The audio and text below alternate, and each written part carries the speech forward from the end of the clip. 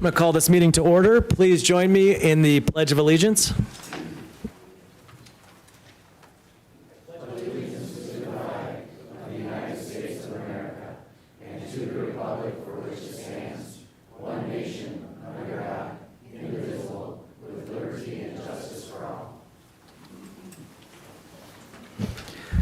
Thank you all for attending our regular meeting of, what is it, the 28th already of April? Start with roll call, please. Benson? Here. Brunick? Here. Sarda? Here. Hanoff? Here. Minor? Here. Mosier? Here. Villanueva? Here. Weber? Here. Mayor Schramm? Here. City Manager Leon? Here. City Attorney Denharder? Here. Okay. Before you have the minutes from our special meeting of April 11th, 2025, and regular meeting of April 14th, 2025. What is the pleasure of the commission? So moved. Second. We have a motion and a second of approving, or excuse me, motion second on the minutes to approve. All those in favor, say aye. Aye. All opposed, same sign. Minutes are approved. What is the pleasure of the commission with the schedule of bills? Move to pay the bills. Second. We have a motion and a second. Any discussion on those bills? Anyone from the public? Roll call. Benson? Aye. Brunick? Aye. Sarda? Aye. Hanoff? Aye. Minor? Aye. Mosier? Aye. Villanueva? Aye. Weber? Aye. Mayor Schramm? Aye, the bills will be paid. Moving on to the city manager report. Amy? Thank you, Mayor, Honorable Commission, and members of the public. A little bit of business here, and for some of the items, I need you to take out your calendars, so I'll make a few of the announcements while you're getting your calendars ready to take a look at. Also, a couple things I'm going to ask for some feedback on. First of all, congratulations to Commissioner Weber, who we can also call now Pastor Weber. She was voted by the Springfield UCC Church to be their pastor yesterday. So, yeah. Jerry's been praying for us for a long time now. Springfield will be too. Also, just for information for the commission, I received a request from Pathways Shelter for the Homeless to sign their emergency solution grant, and they need a local government certification, a local government sponsor. We do this every year. For some reason, it went through the cracks last year. I believe we talked about it in 2023. So unless I hear from you, I indicated I didn't think there would be any issue with me signing that letter and sending it back to Alexis at Pathways. Had an opportunity last week and also this week to take a look at the Trailhead Learning Center. If you haven't been there, please go. Amazing facility, outstanding opportunity for learners and educators, something to be really excited about. Dr. Kindle invites us all, for those interested, May 8th there is an open house, so I will get you more details on that time exact when that is, but there will be an open house. That's Thursday, May 8th. Tomorrow, Tuesday, from 5 to 7, there's an open house for our comprehensive plan. That is at the Elks Club. And there will be a presentation at 5:30 if you're interested in the presentation. It's open for everyone, and I know we've talked about it before as a commission, so for the press's benefit, we may have more than a quorum there. This is an opportunity for them to share information Thank you. Share information about the comprehensive plan. May I announce this too, Commissioner Villanueva? Okay, this just in. Barry and Judy O'Connor will be O'Connell, excuse me, will be captain and bell for Riverboat Day. So congratulations to Barry and Judy O'Connell. I got excited. Okay, also for your calendars, this Thursday, May 1, you've all been invited, and so I'm letting the press know that there's potential for a quorum for Mr. Doug Ekron's retirement as CEO at Avera Sacred Heart. That'll be at the Pavilion from 3 to 5 p.m. I believe, Mayor, you're reading a proclamation? Yep. Or saying something? Okay, we'll work that Yes, out I later am. on this week if you're not ready for that.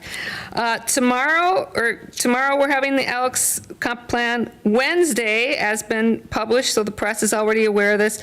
At 9 a.m., we all will be meeting at Mount Marty University to work on the city strategic plan. We've invited our newly elected commissioners, so we'll look forward to seeing everybody for a day of strategic planning. On your consent calendar, commissioners, you have the budget, CIP, capital improvement plan, and outside agency budget meeting to think about. As a staff, we talked a little bit about this, how to do this now that we've moved our meetings earlier. One suggestion that's been brought up to me is to start our regular meeting earlier, maybe at 5, maybe at 5:30, and then continue with the budget meeting later after our regular business on June 9th, and then reserving June 10th if we need it, so that would be Monday and Tuesday. Another alternative is we could meet on June 16th. That would require the commissioners to be here 3 Mondays in a row. Staff is open to whatever you would like to do, but we do have to set that meeting. So that's going to be coming later on in your agenda. Do you have any preferences?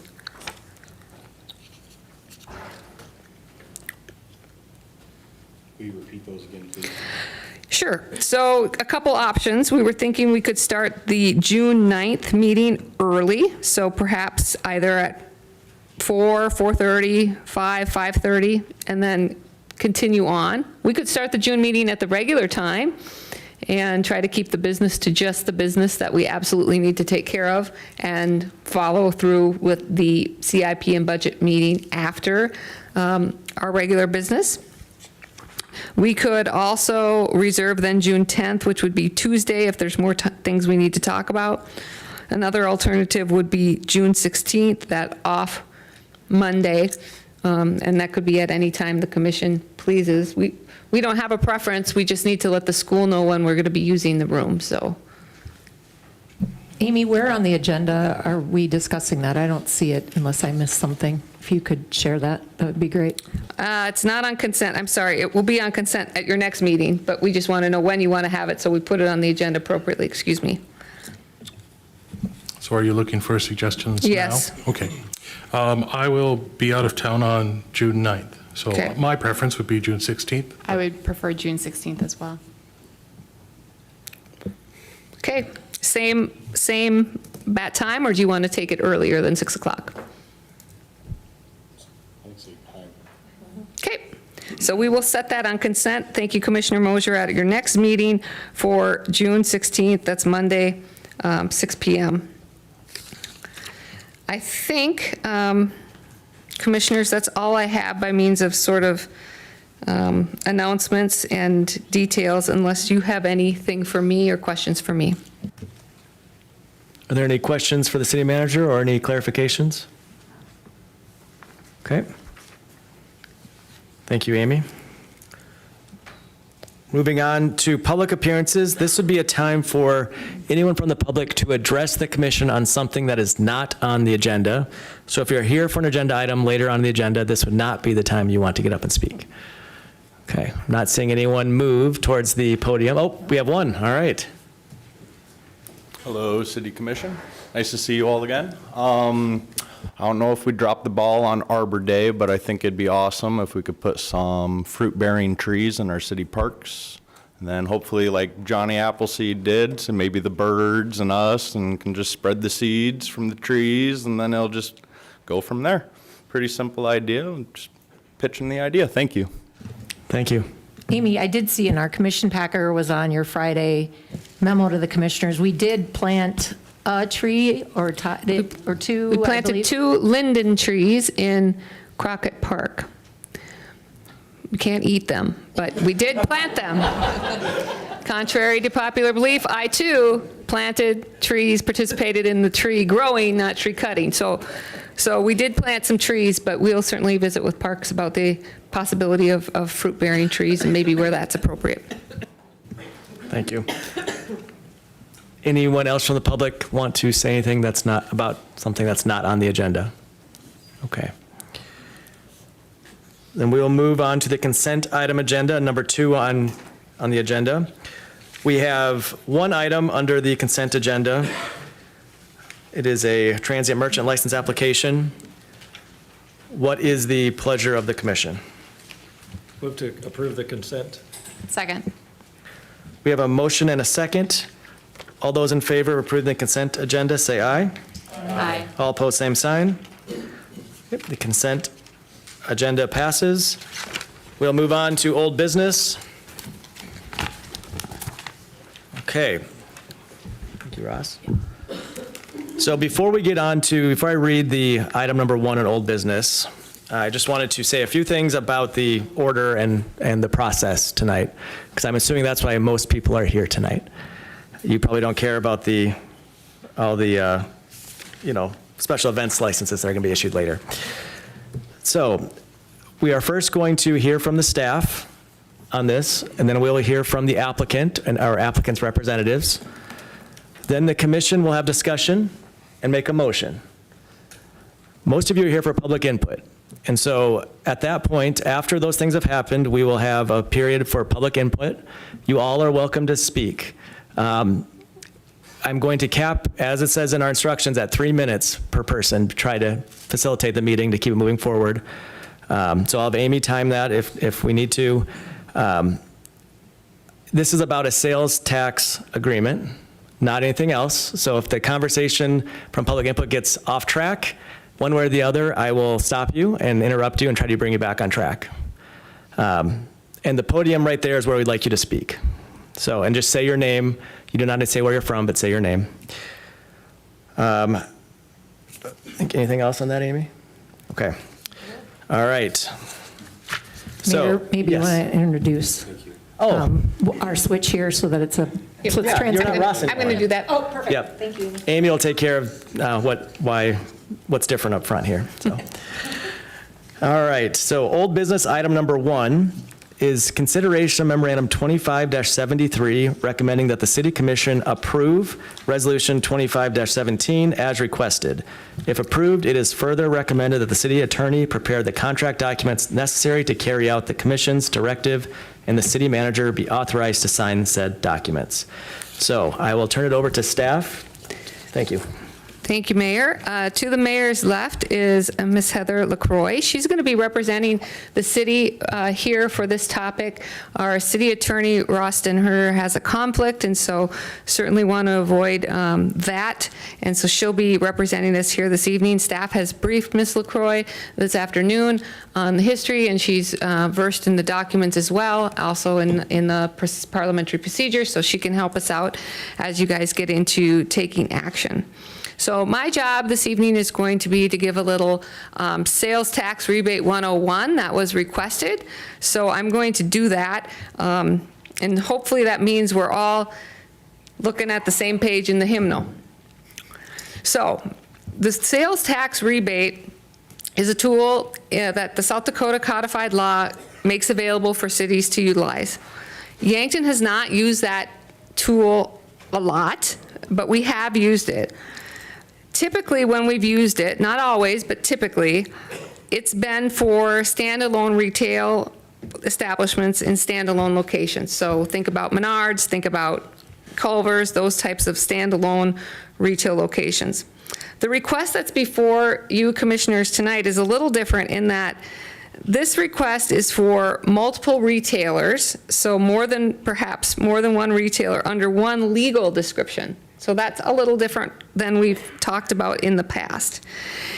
It's important for everyone to understand that not every retailer that might be a part of this legal description would automatically be eligible for a rebate if the commission would pass this. If the tool is approved, the eligibility of the retailers is determined on a case-by-case basis according to the terms outlined in the contract. And the owner, Mr. Evans, and his representatives are aware of that. So if approved, and if a retailer is eligible, the city's portion not the entire sales tax, the city's portion of that sales tax would be rebated back to the Yankton Mall according to the terms of the contract. So just to put your head around this, if this sales tax rebate is approved and someone would go and purchase $100 worth of goods at a retailer that is deemed eligible by the terms of the contract, 2% or $2 of that would be rebated back to Mr. Evans, rebated back to the owner of the mall. That's how that works. The state would still receive their portion. Conversely, if this is approved and you would purchase that same $100 of goods and the retailer was part of the Yankton Mall, but it was not eligible for the rebate under the terms of the agreement, then the city would retain that sales tax, the city's portion of the sales tax, and we would use it to go into our general fund like we typically do. The state would still receive their portion of sales tax. So how does that happen in the real world? If approved, sales tax would be submitted by each retailer as it is now to the Department of Revenue. Department of Revenue then reviews the sales tax and the numbers, evaluates, verifies all those things. We would receive our standard sales tax check. So periodically throughout the year, Lisa gets a check in the mail from the state Department of Revenue with our portion of sales tax. Under the terms of the agreement, Mr. Evans, the mall owner, would be required to provide the Department of Revenue documentation from the eligible individual stores that support the dollar amount that would be rebated back to him, to the mall. So the city would then write that check in that same amount, the exact same amount, to Mr. Evans, to Thrive. Thrive serves as a,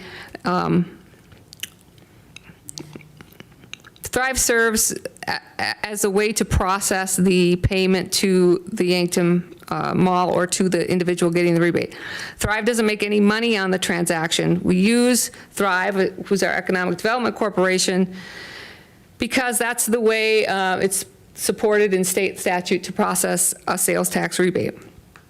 So if approved, this goes on and on until that entire dollar amount, according to whatever contract is reached or approved, or the time period. I think in this case, it's 10 years. So either one would then stop that transaction from happening. So the important thing to remember here is that it's performance-based.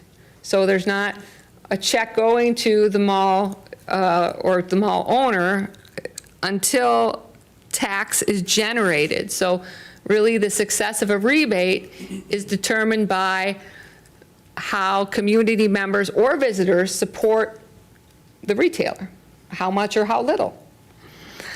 And that depends really upon the mix of stores and how successful Mr. Evans and his broker are at bringing stores that folks in Yankton will want to support.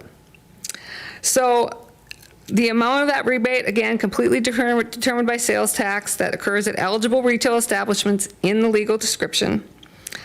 I'm going to hand it over to our Community Economic Development Director, who is Dave Mingo. He's going to give a little bit of the history of how we got from where we are today, or how we got where we are today, maybe fast forward a couple of decades, because I think the mall's been an issue. You can probably cover the first couple decades pretty easily. And then he's going to explain the terms of the request this evening, and then I hope that we can answer some of your questions, commissioners, and help you with your discussion as you move forward. I think Amy just called me the old guy that's been here too long. So, good evening. Just a little history on sales tax rebates and their use in Yankton, not, the commission's use of them in Yankton, not going to dive into every individual past agreement. That's all public record. But a number of years ago, I'll say 12 to 15 years ago, when we, as a community and the commission specifically then, realized we were lacking in certain sectors of retail offerings in the community. And that would mean that folks would go shopping at Sioux Falls or Sioux City or Norfolk or somewhere else. So we went through the process of having a retail analysis created, which determined areas where we were experiencing retail sales leakage. In other words, people are leaving town to go shopping for those things. And it also described areas where the city of Yankton has a pull factor. In other words, we're probably selling more in that sector than a community our size typically would. Easily identifiable things at the time that came forward where we were experiencing retail leakage was home improvement sales, clothing, fast casual, household goods, those sorts of things. And so the sales tax rebates that have been provided to date have all been based in the philosophy that when we're experiencing retail sales leakage, those are the businesses we target and consider using this tool as a solution or a possible solution to that.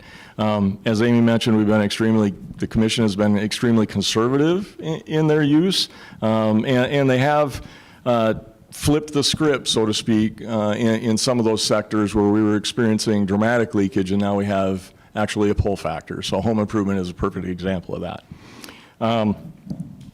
This request from Mr. Evans is an amendment actually to a previous agreement.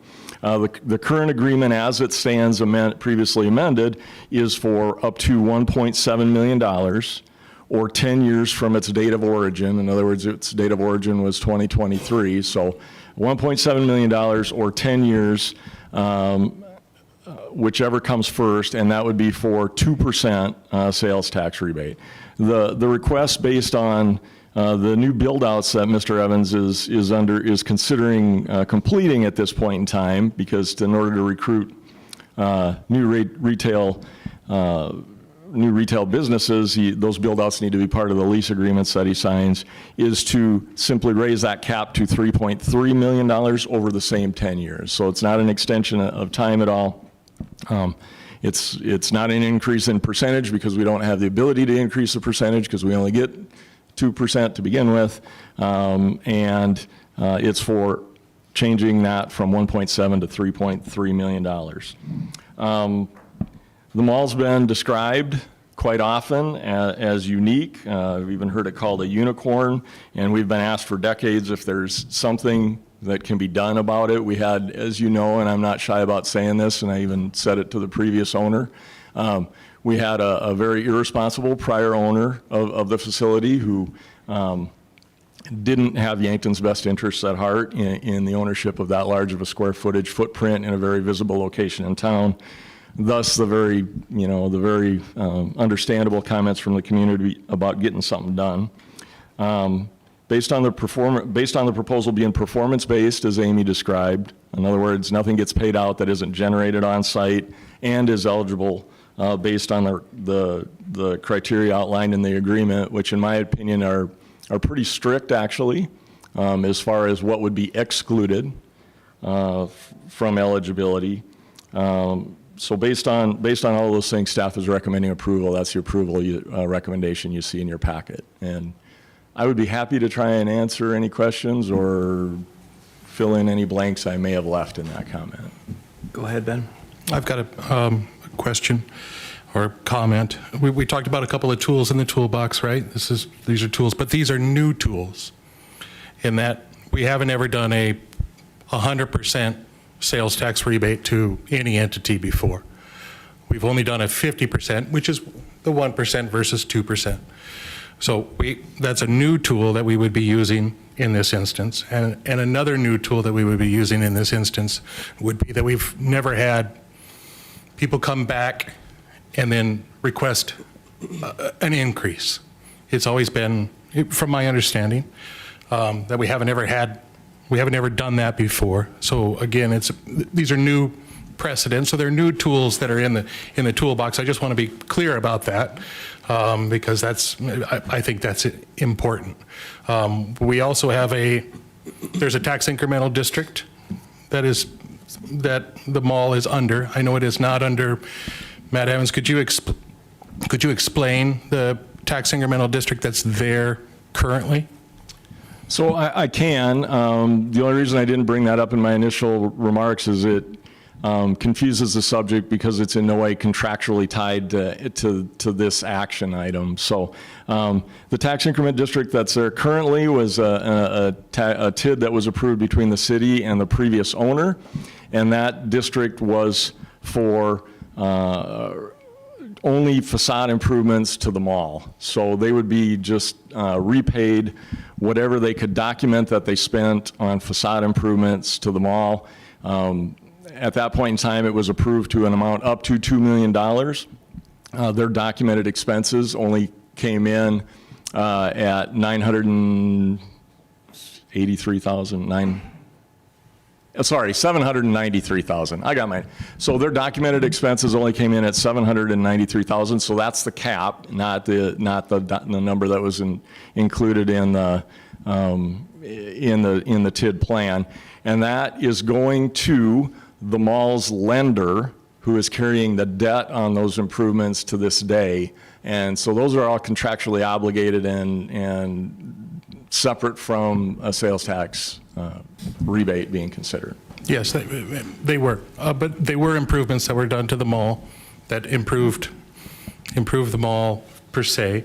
And it's a reason why there isn't a chance of having a tax incremental district, because there already is one existing, because we have already done a tax incremental district to try to help the mall, using those tools in the toolbox that we talk about. Yeah, a TID overlay on a TID makes it even more complicated, and I personally, as staff, wouldn't recommend we head that direction.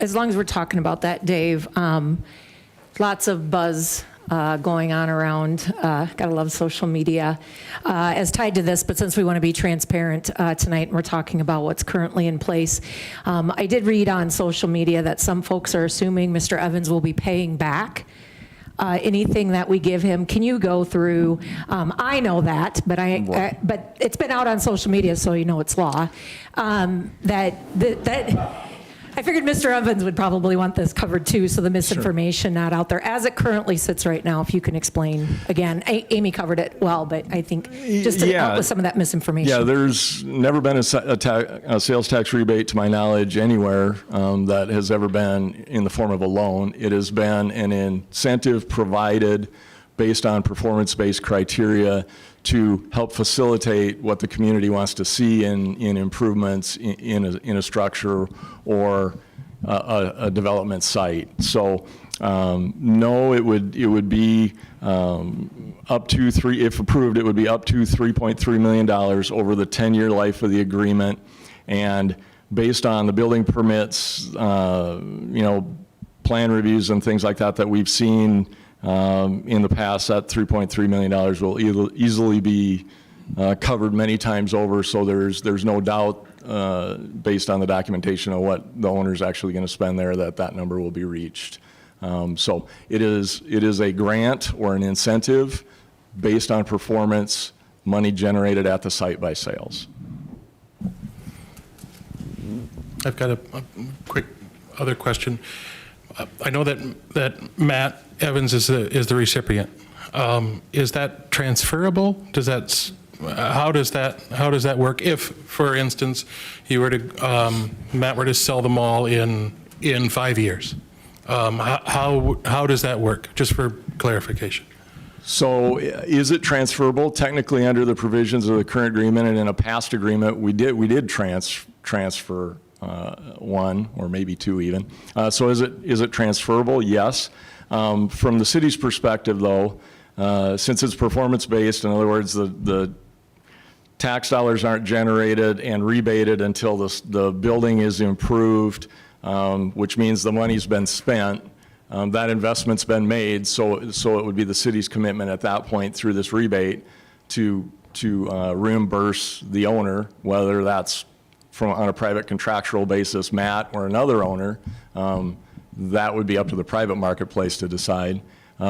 If the commission wanted to consider additional criteria there, that would be possible, but that's not in the agreement the way it reads now.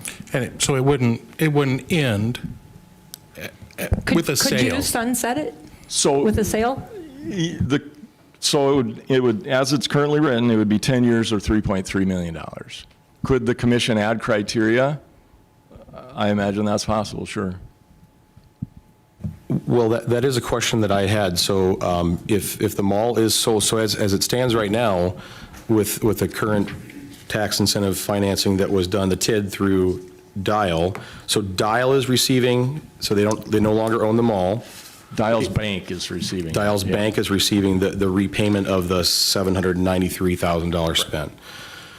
So if the mall was sold, again, 5 years from now, and you were able to make a fair amount of money with having it leased for 10 years and it looking beautiful because of your hard work, if that sale is done, then that money will still then go to Matt or his lender to repay that? Is that what I'm hearing? So as we've dealt with that issue in the past, it could be assigned at that point in time to a future owner or Matt or his lender, and whatever private contractual arrangements and loan arrangements they have would come back to the commission and request an assignment of those proceeds. So I just want to make sure that. the commission would see it again, I guess is what I'm saying at that point. Okay, I just want to make sure that if there is a sale, that we have some type of surety, if that's possible, for our community that is giving this rebate, because it's not our money, it's our community's money, potential dollars, that there's a way to make sure that we have some type of assurance. And the only thing I can say that makes me comfortable with that situation is the money will have been spent. So when you think about how typically the private marketplace works, it's either going to be the current owner is going to sell it at a discounted rate if he gets to continue to receive the proceeds, or he's going to sell it at a higher amount if he's going to assign those proceeds. So, but that would be a separate request that the commission would end up seeing at that time to weigh those factors. Would it make sense to talk about that before? I think that Like in the event I of? think that based on the language in the current agreement, the city's protected, but the commission can certainly add criteria. Well, I'm sorry. I was going to say, what would Ms. LaCroix think about that? I think it's covered in the Resolution 2347 for the assignments. They cannot assign or pledge any of its rights hereunder without the prior written consent of the city. If they do, ownership of any portion of that property containing the existing shopping mall structure or outlets located on the property to any other owner without obtaining the city's prior consent to assignment, then the agreement should automatically terminate as to that portion of the property for which ownership has been transferred. So it's in that. Dave, one of the other questions I got, and I know we've got folks here to present tonight and do other things as we really work through all of this. One question I got from the public that I could not answer that maybe you could tonight.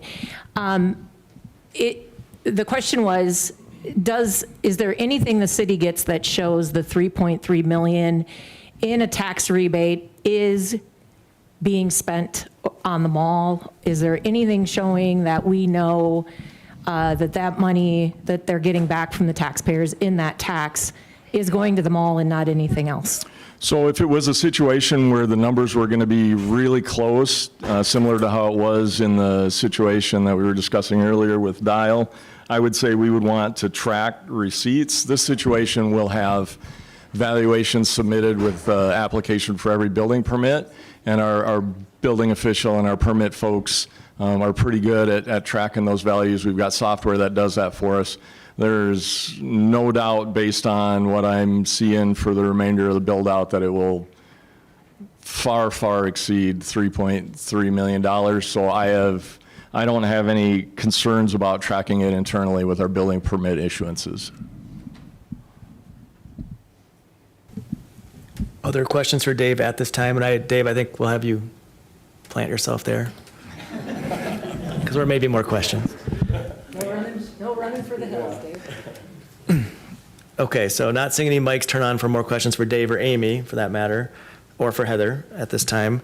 Then we will move on to hearing from Matt Evans' representatives. So please step to the podium. Hi there, Ryan Tisdall. I'm going to jump in real quick before Ellie starts. She's doing the main presentation tonight, but since we're kind of right on this topic, I wanted to talk about as the funds come through Thrive to Evans Enterprises, I just wanted to clarify that those funds immediately go to First Dakota National Bank. It's part of Evans Enterprises loan docs that as those funds are released, they're immediately required to be sent to First Dakota National Bank. So if on social media people talking about where's this money going, how can it be spent? No, Matt's not putting a swimming pool at his house. These funds immediately have to go to the bank, and that's all contractually in place between the lender and Evans. Thank you, Ryan. All right.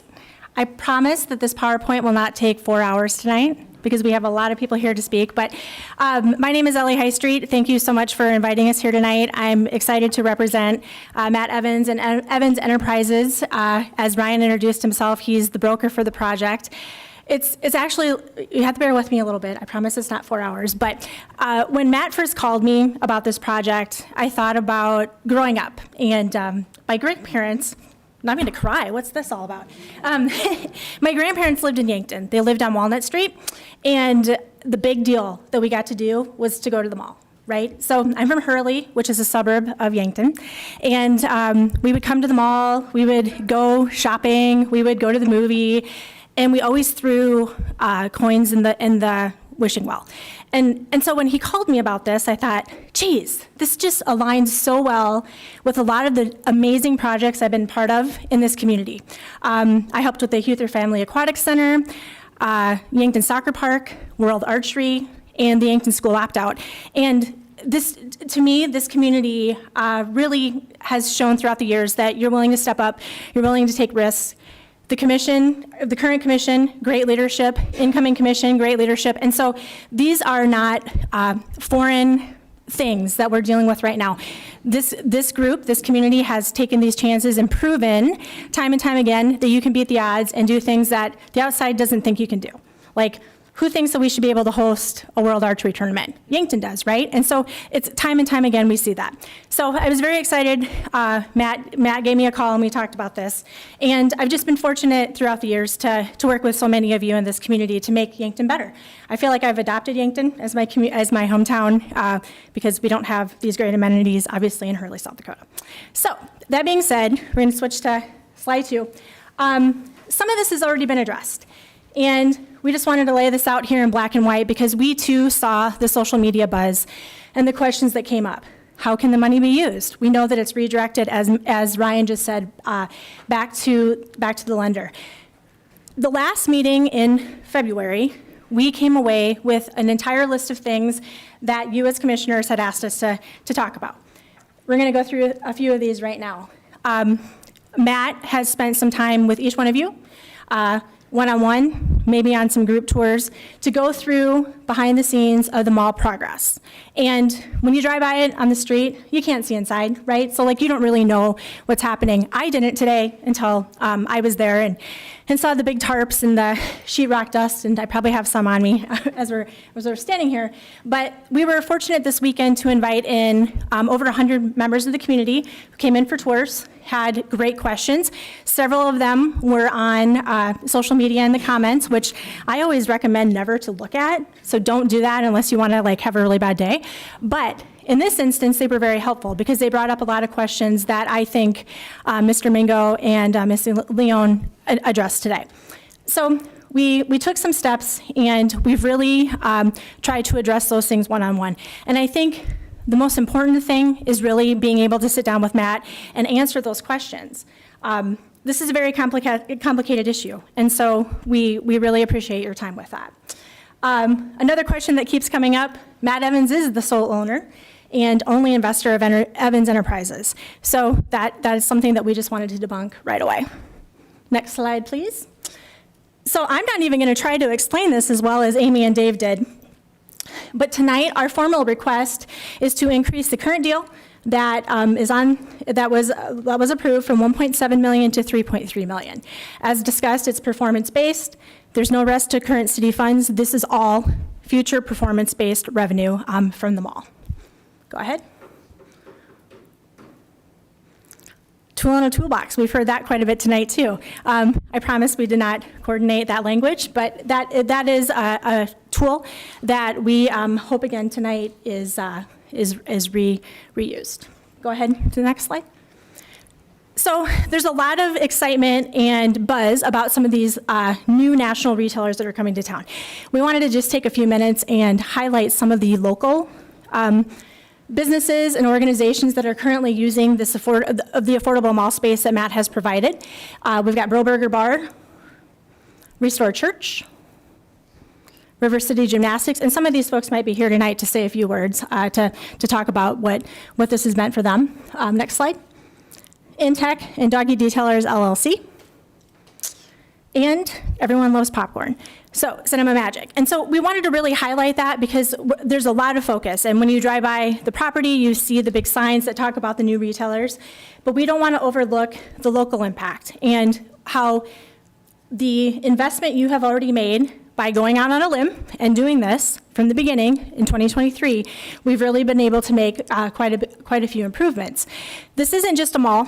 This isn't just a place you can see a movie. This is also a community space. We see with Restore Church and the gymnastics group.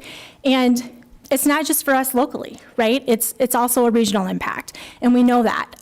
We know that people come to Yankton to doctor, to shop, to do whatever, attend events, riverboat days, sporting events, and so this is going to continue to be the place that people want to attend. So, what's coming? We have some really cool major announcements that I've been sworn to secrecy not to share, or Ryan might remove me from here tonight. But we have Hobby Lobby, Marshalls, and Five Below already coming. We know that. They're opening in time for the holiday season, which is really exciting. And we'll go to the next slide. We'll show some pictures here. This is not what it looks like right now. If you go to the next slide, you can see actual real time. I was there today. They were putting that top strip of blue on the top. Everyone knows that's Marshalls. Go to the next slide. Hobby Lobby. One of the concerns we heard last time, and just stay on the slide here for a second. One of the concerns we heard was, how is this going to affect local businesses? It's a great concern. And we totally understand that. We highlighted some of the local businesses we have coming or currently leasing at the facility. But I wanted to just read here real quickly from a Yankton P&D article. It was March 3rd, excuse me. Jay Grabholt from the P&D. I know I saw him in the back of the room. He was the reporter on this, and he's talking about Junebug Art Cafe and Mocktail Bar. And their new business that they have at the Carnegie Center, and what she's kind of looking forward to. And it was brought up, what do you think about the mall? What do you think about Hobby Lobby? And she had this to say.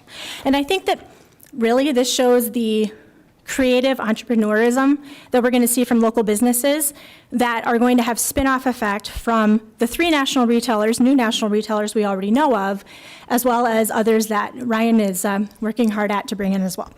So she said this is her quote. I love Hobby Lobby. I can't wait for it to come to Yankton. They have great products and I shop there all the time.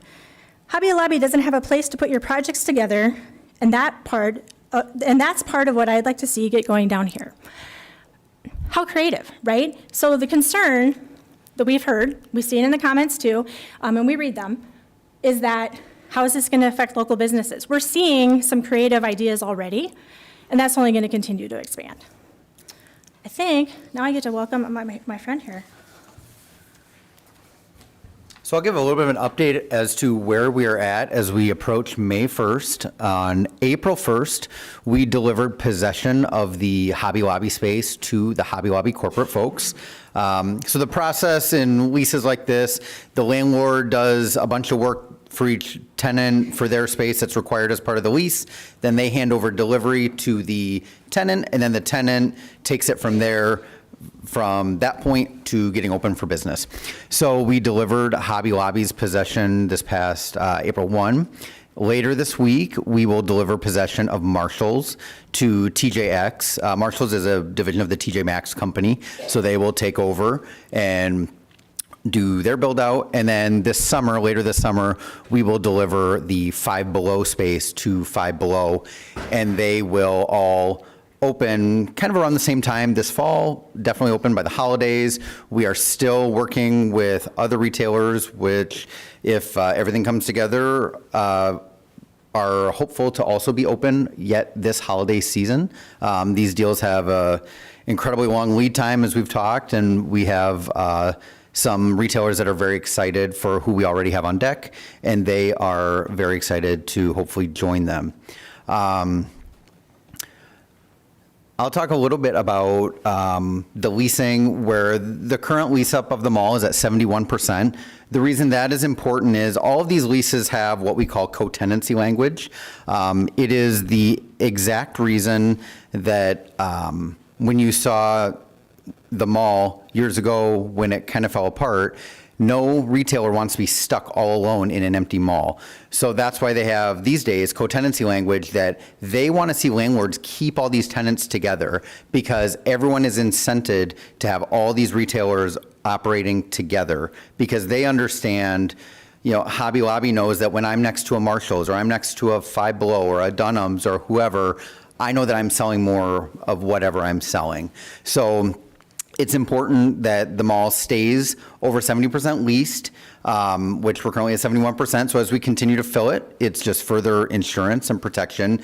And also on top of that, just percentage requirement, all of the leases have co-tenancy language that require certain retailers to stay. That if this retailer goes away, then the remaining retailers' rent is decreased significantly until the landlord backfills that space. So the landlord definitely has an incentive to keep their tenants here, keep them happy, and keep them all vibrant.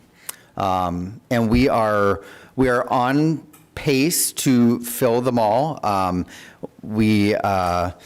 I have really enjoyed selling Yankton to retailers. It is a great narrative. It's a great story. Yankton has a lot of selling points that other communities around South Dakota do not. So it's a fun story to tell. At present, we have approximately 40,000 square feet remaining on the front of the mall. We're currently negotiating with new national retailers to Yankton for about 75% of that space. So we're excited to be working on things, and that includes new retailers, as well as I'm working on 2 new restaurants. I traveled to Chicago this past Thursday to have a 2-hour lunch with a restaurant group, a new national restaurant group, trying to get them to come to Yankton, and it was hopefully a fruitful conversation. They like the story that we're telling. They like the progress that's been made. They like to hear what we're working on. So we're very excited to bring not just new retail options, but also new dining options to Yankton as well. All right. So when I first started with Matt, we can go to the next slide. He asked me about tourism in this great community. And so it just was convenient that at that same time, like the next few days later, Department of Tourism, South Dakota Department of Tourism released their annual Impact of Visitors report.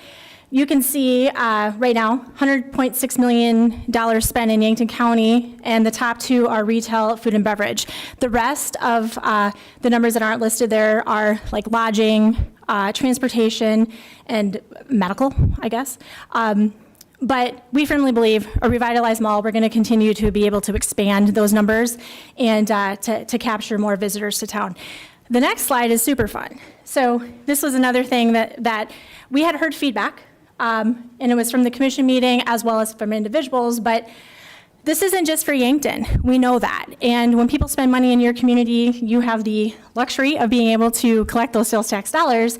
But we see the community impact and this was just us on the phone coming up. We probably missed some, So a full disclosure there. But this represents about 56,000 people within an hour less drive. So an hour radius from here to Yankton to come to the mall. And a fun statistic, do you want to share the Placer data? I'll start with this. So on Yankton Thrive's website, we talk about how there's 1.5 million visitors annually to the lake.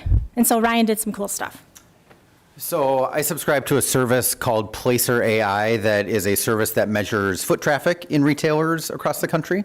And so you can, type in like Hobby Lobby, Sioux Falls, and it gives you like the store rank and how many people are visiting. And like, for instance, Hobby Lobby in Sioux Falls, believe it or not, is the number 3 store out of 1,001 stores. So that's helpful for other communities around South Dakota, because when retailers come to our state and they do well, they want to do more business here. So I pulled some Placer data to kind of project how many visits are we going to have to the Yankton Mall when we're all said and done? And when I lined up all the retailers that we're working on and looked at stores in similar size markets to Yankton, I would anticipate, based on, kind of cobbling all that data together, that it's about 1.7 million visits per year to the Yankton Mall. And I guess I've seen similar instances where, even in Sioux Falls, the Empire Mall in Sioux Falls has millions of visitors a year and is actually the #1 tourist attraction in South Dakota, more than Mount Rushmore. So malls are definitely traffic drivers, traffic generators for a community. So to just jump on that, 7 million people a year go to the mall, and I know Matt probably shared that stat with you all, the Empire Mall in Sioux Falls, and 2.4 million go to Mount Rushmore. So it's very possible, and with that data and being able to look at that technology, we'll see where we end up here. So a few other key points that we wanted to share here before our time is up. With estimated property taxes, Matt is estimating paying $1 million over the next 10 years, so roughly $100,000 per year. Once that cap is reached, and Mr. Mingle laid out scenarios with that, the money goes back to the city, which we all need additional revenue, and we can see the things that we'll be able to invest in with public safety, roads, parks, and other things. Next slide. So, what are we doing here tonight? We are, again, asking you to expand that 1.7 original agreement to $3.3 million. Same terms that have already been discussed, have already been approved. We're very confident. Ryan is very good at his job, and it's exciting. I think he's heading to Las Vegas here in a couple weeks to talk to some national retailers and some other folks, and really, I agree with you, Yankton's fun to sell. It always has been, and I think now is the time to be able to help us finish strong. So this last slide here is actually Marshall's, and I was thinking about this, like, all of the things that this commission, and I know several of you are stepping off here because you didn't run for re-election, so thank you for your service, and exciting for the new commissioners who are coming in. But you all have walked through doors that are really hard, that no one thought you could actually get certain things accomplished, right? This community is tough, but it's also very progress forward thinking and very willing to try new things for not just the betterment of Yankton proper, but all of the regional communities we talked about. And so I'm excited to walk through this Marshall's door. I'm a Marshall's fan, and actually a fan of all of the stores coming. But I'd like to walk through that with you all together. And I think there's going to be many more opportunities to open some doors here in Yankton, and I'm excited to see where this ends. Thank you. Thank you, Ellie. From the commission perspective, are there any questions for either Ellie or Matt that would like to be addressed at this time? I have a question about the occupancy rate. How are you calculating occupancy? Is it by square footage? Can you give me some insight? Thank you. Yep, by square footage. The total mall is about 260,000 square feet. So then each tenant has a pro rata share based on their square footage to the whole. Like, for instance, Hobby Lobby is roughly about 20% of the mall. Dunham's a little bit less than that, and then all those add up to about 260,000 total square feet. I've got a quick clarification. You had stated that the original ask was $1.7 million. The original ask was $500,000. Sure. Which was a year before that. I'm just for clarification, just for, I appreciate so that. that we're Yep, thank you. making sure that the history is being told. And I'll just clarify a little bit further. So the current, as it is on the books right now, is 1.7. Is that correct? Yes. Right. Okay. Good point, Ben.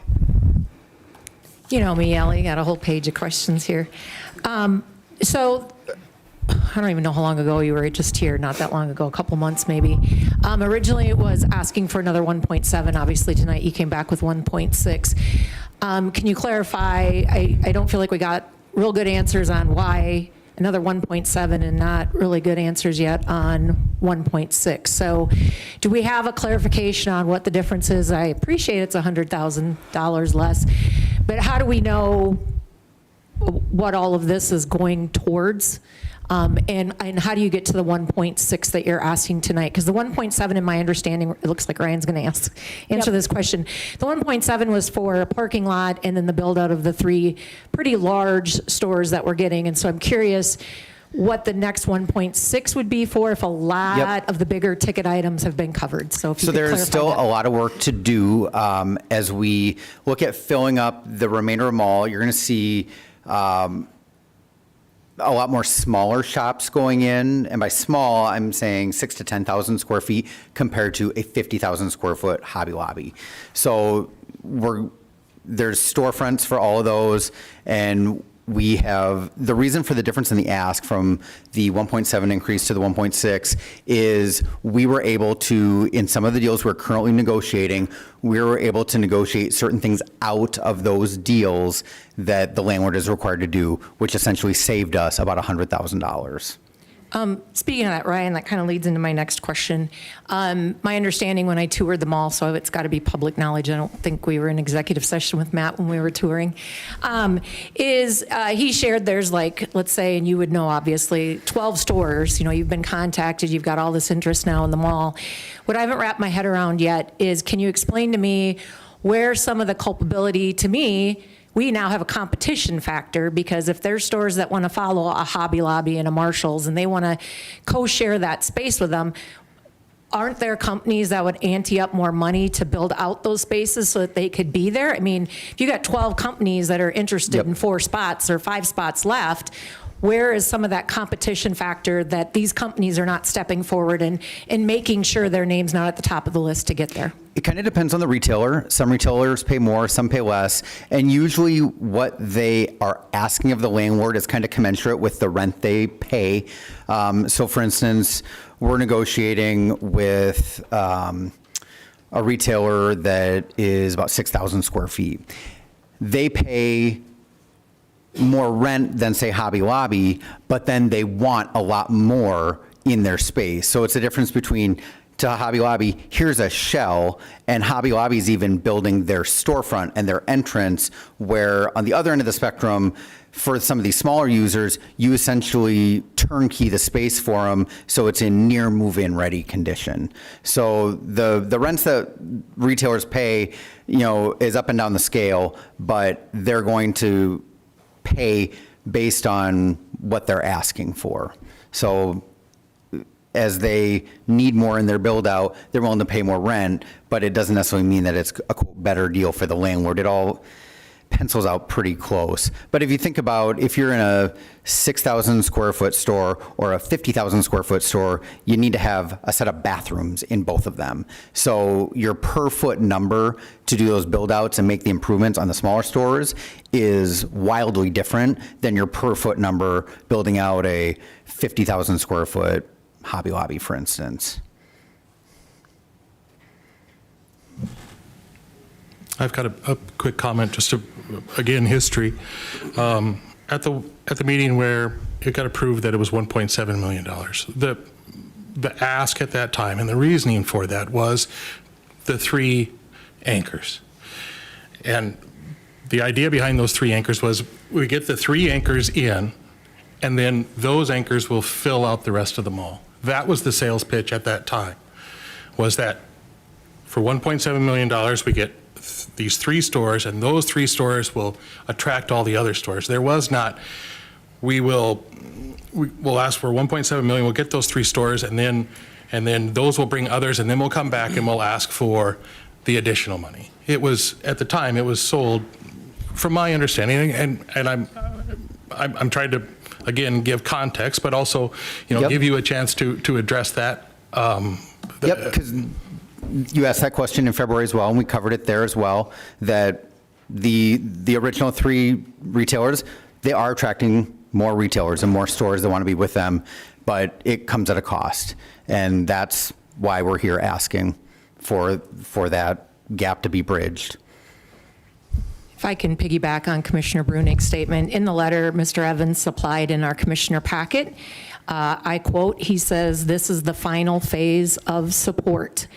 I think we've all been led to believe that now 3 times, once in the 500,000 that he's referencing, the 1.7, and now you're back again.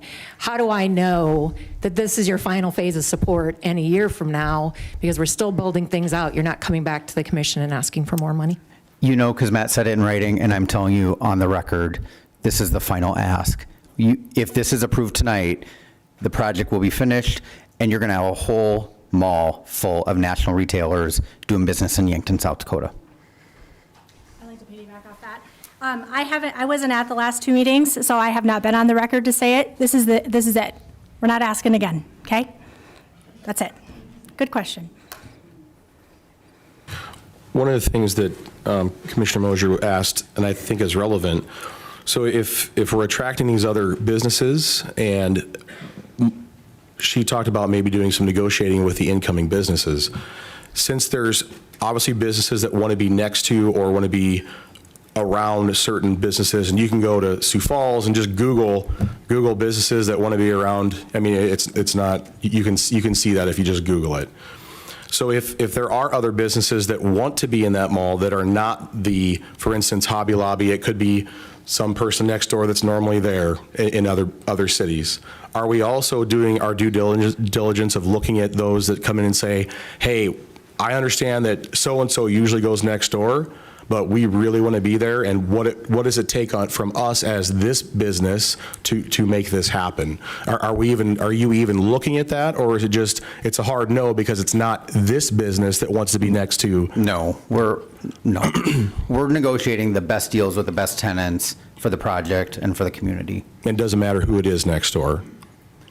It's a similar lineup, as you've noticed, like across the country, when you have national retailers and shopping centers, it's, the same kind of cast of characters of retailers that you see. So I would say that we're not saying, no, you're not good enough, and right, not at all. Exactly. There's no bias is what I'm saying. No. Okay. The leases are very clear that, like, take a Marshall's lease, for instance. They're very clear of what acceptable tenants are. So they won't let us bring in a 20,000 square foot cannabis superstore to come in. They are in Class A shopping centers, and their lease language governs that very closely. If you look at the restricted uses, there are pages and pages of restricted uses that national retailers bring with them. Because they want to be in a first-class shopping center, and they don't want, some, terrible nefarious use next to them. Yeah, and that's not what I meant. But, I meant to the like question of, no, we're not passing on this one to bring in. Big box, nationally known. Again, they don't typically go next door to here, but they could go here. Just making sure that you're doing your due diligence with actually negotiating those deals. Absolutely. So there's lots of rumors, as we've all read and heard. I just got texted one that somebody wants me to just ask, so I will. Are the tenants of the mall getting a freer lease as part of this arrangement? I think I know the answer to that, but I just wanted to be out there on the book so we can squash this one rumor that's out there. Nope. Thank you. That's the kind of stuff that we hear, so. Do you notice that all the hard questions I give to Ryan? Other questions for Matt's crew from the commission? I do have a quick question for Amy and Dave. So you haven't officially before made a recommendation on supporting the mall. I just would like to know from each of you what changed for both of you. So to me, it was a substantial amount of reflection in what we've heard over the last 20 years. Essentially, do something about the mall, do something about the mall, do something about the mall. And knowing more about the costs of build-out that I've learned since February.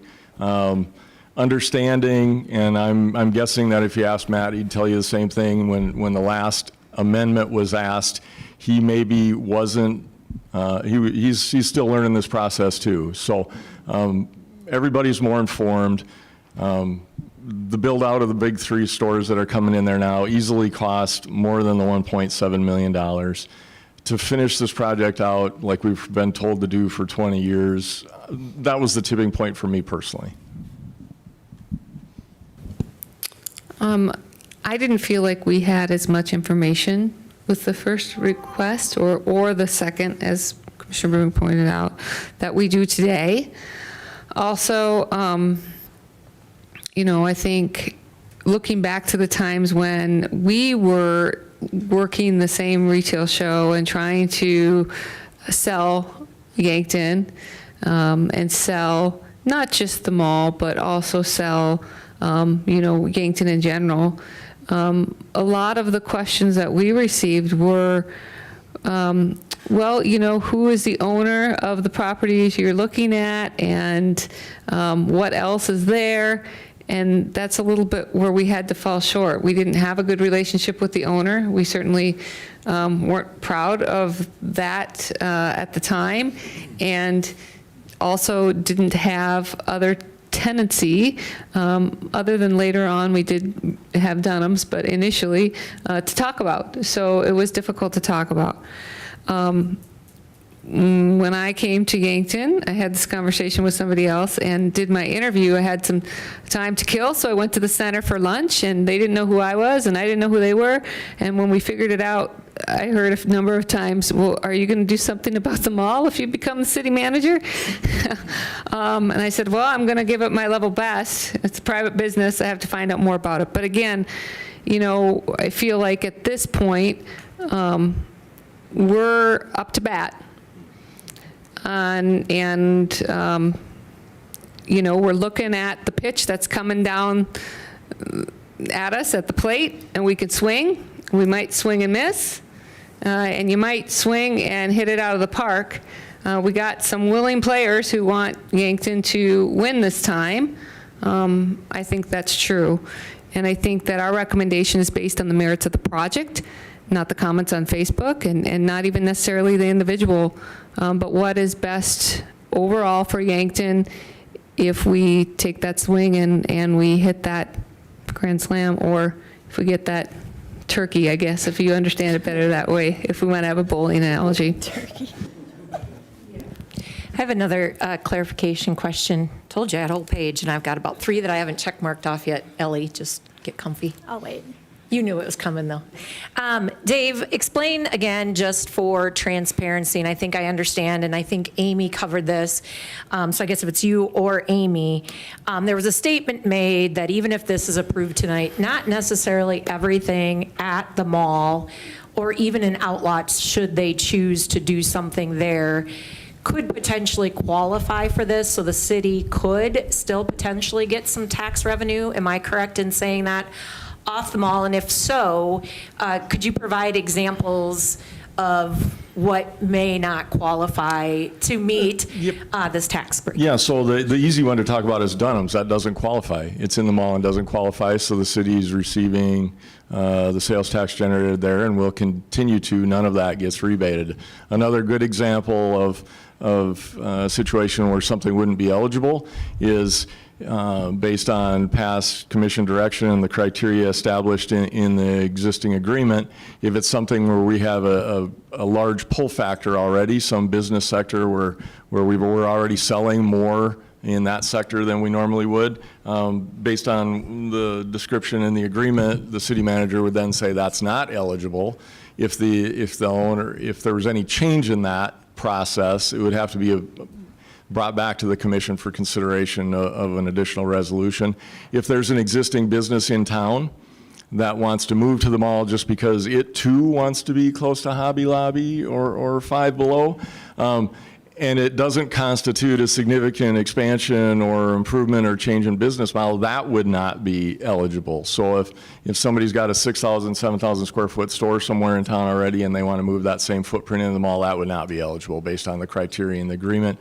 That's what I mentioned earlier. The criteria are actually pretty strict in excluding a number of things, and the owner is well aware of that. I think I've mentioned that to him every time I talk to him, just so he's really aware of it. So.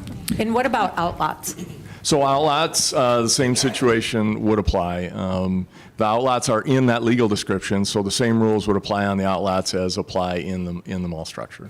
And Commissioner Mosher, I believe the contract also, the details in that agreement also indicate that, well, I would have the ability to make that decision based on those criteria. The commission can change that action either way. So I say, if I were to say, I think that one qualifies for the rebate, and you all do not believe that, you can overturn that decision, or who's in these seats. Same with the opposite way. If I would say, I don't think so, and you think, yeah, that qualifies. So that's also can be reviewed by the commission if they should so choose. But so, can I chime in? So saying that, we do have a document on leakage and retail and everything to follow, so it's just not a judgment call, right? We do have something to follow. Yeah, we have a retail. Might be dated, but. Yeah, we have a retail analysis that was updated a while back. It's close to in need of update again, but with the changing retail landscape in Yankton, my recommendation would be to wait 18 to 24 months to update that and get a new picture at that point in time. But it's still pretty clear based on those sectors where we're experiencing that retail leakage, like, what's been addressed and what hasn't. So I think we feel pretty confident that we can determine what's eligible, and if there's a question, it comes back to the commission. So. Which brings, this is not one on my paper, sorry, but it made me think of that. So Ryan, Ellie, anybody, businesses that you're trying to get to the Yankton Mall, as talking about maybe what Commissioner Villanueva said even too, as far as competition, are you using that study and trying to find retailers that are meeting some of that leakage so that we can try to retain more, or is it first come, first serve, or in Jerry Maguire case, show me the money? No, we are specifically trying to get retailers that qualify per that requirement. Yep.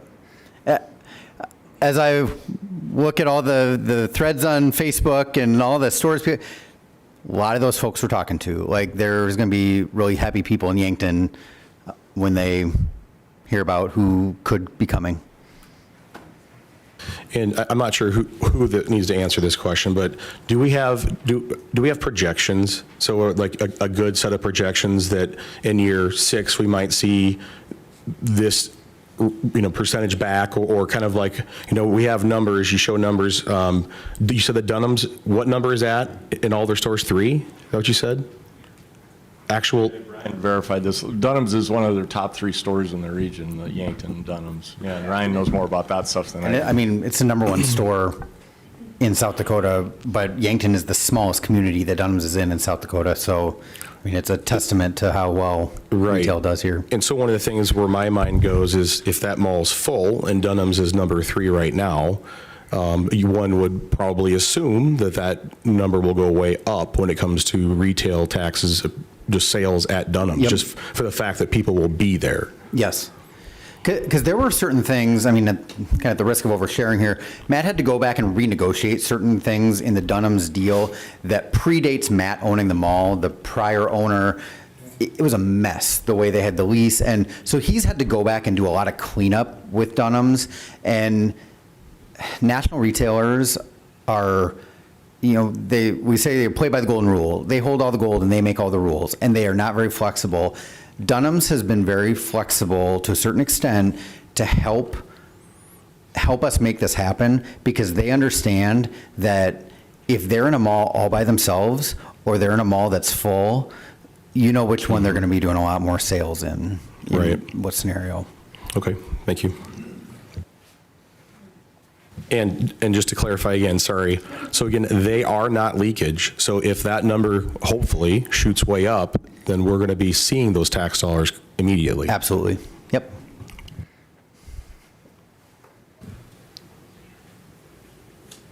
Okay, I think you guys are good. Sit down for now. Maybe not Dave yet. That he doesn't get to move. All right, so we are not quite to public comment yet. I'd like to then turn to a commission discussion. Based on everything you've heard from city staff, match representatives, comments made by the commissioners, I'd like to have a discussion and eventually end up at a motion that we then, before we vote, would turn it to public comment. So, getting started, Brian, you got your mic on? Yes, and I wrote some comments up, and I tried to limit them to 3 minutes, which is what we're asking the public to do, so I might talk fast, but I look at this issue from a pros and cons standpoint, and I just see a ledger that's lopsided in favor of the pros, and those would be more jobs for our community, more shopping options, more shoppers coming to town to shop at those stores, less retail leakage, more property tax revenue, more sales tax revenue, and a long overdue facelift for what is a huge, highly visible building in our community. And I don't know what the cons would be. I guess some people don't want national stores, but you'd be hard pressed to have a successful mall without national anchors. And that really kind of becomes a question of whether we really want a mall in Yankton. And I think most people I talk to do. As far as the sales tax rebate, it's the temporary rebate of new sales tax generated, as has already been said tonight, and would not be collected. This is money that we would never see without these new stores, as they say, performance-based. 2 years ago, Matt did what nobody else in Yankton was willing to do.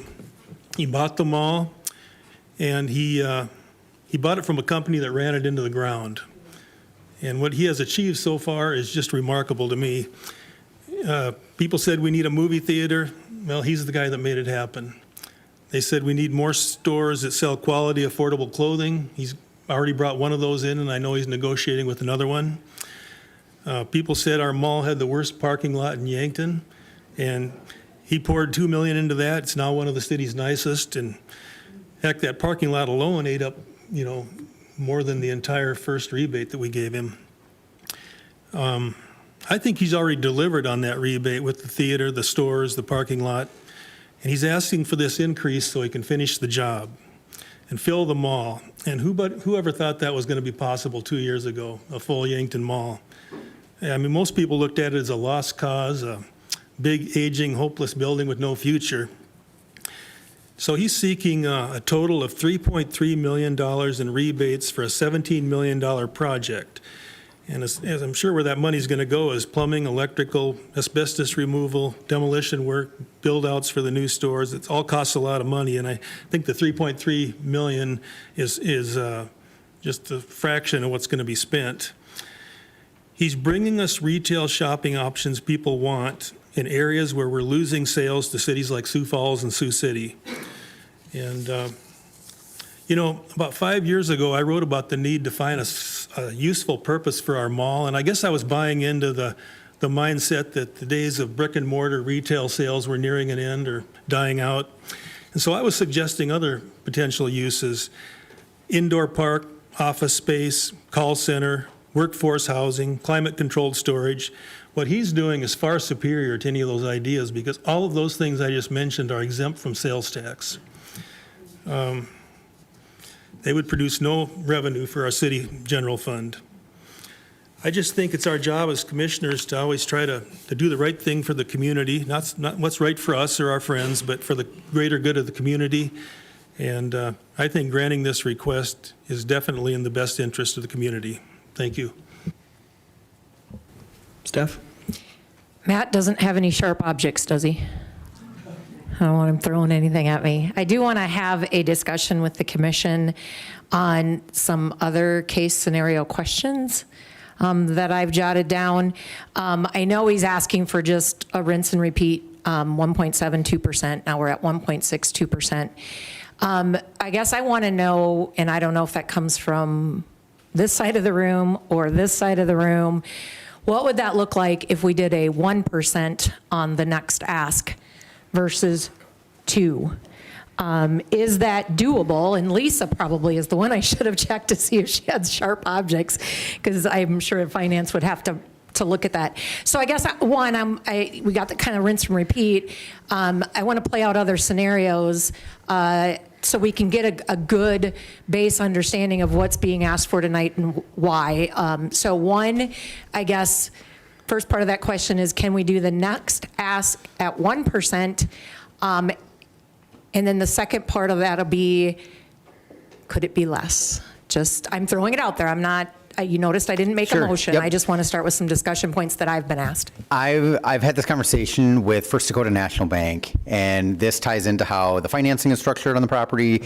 And going from 2% to 1%, aside from not being enough funds to get it done, doesn't really work with how the financing is structured. And the bank is depending on that cash flow each year to really, the whole point of this is to bridge the gap, and that's what it's doing. So the concept of, we're here asking for 1.6 at 2% over the same term, we're asking for that because that's what we need. And just to piggyback off that, so there's no private investors to help you bridge that gap at this point? No.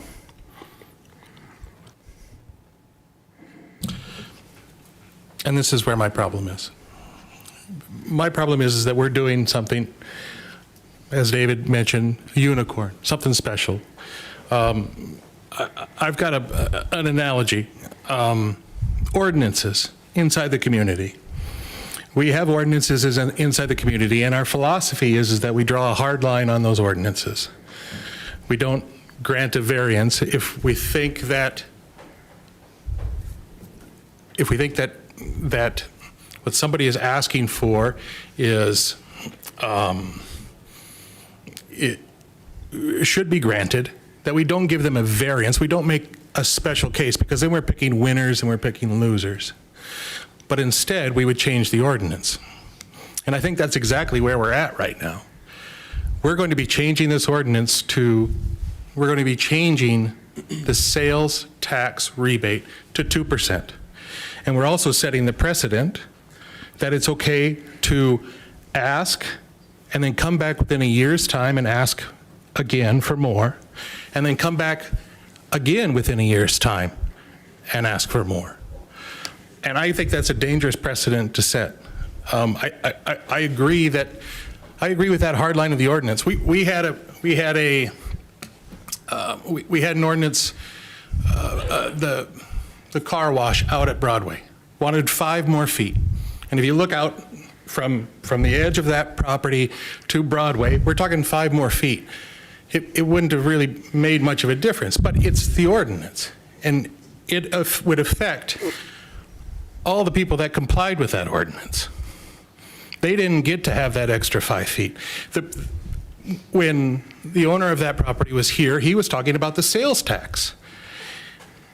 The sales tax of, you just give me this 5 more feet and I'll bring in the sales tax dollars. That was the pitch. But we drew the hard line that, no, this is the ordinance. So everybody has to abide by this. So it's fair for everyone. And that's where I'm at.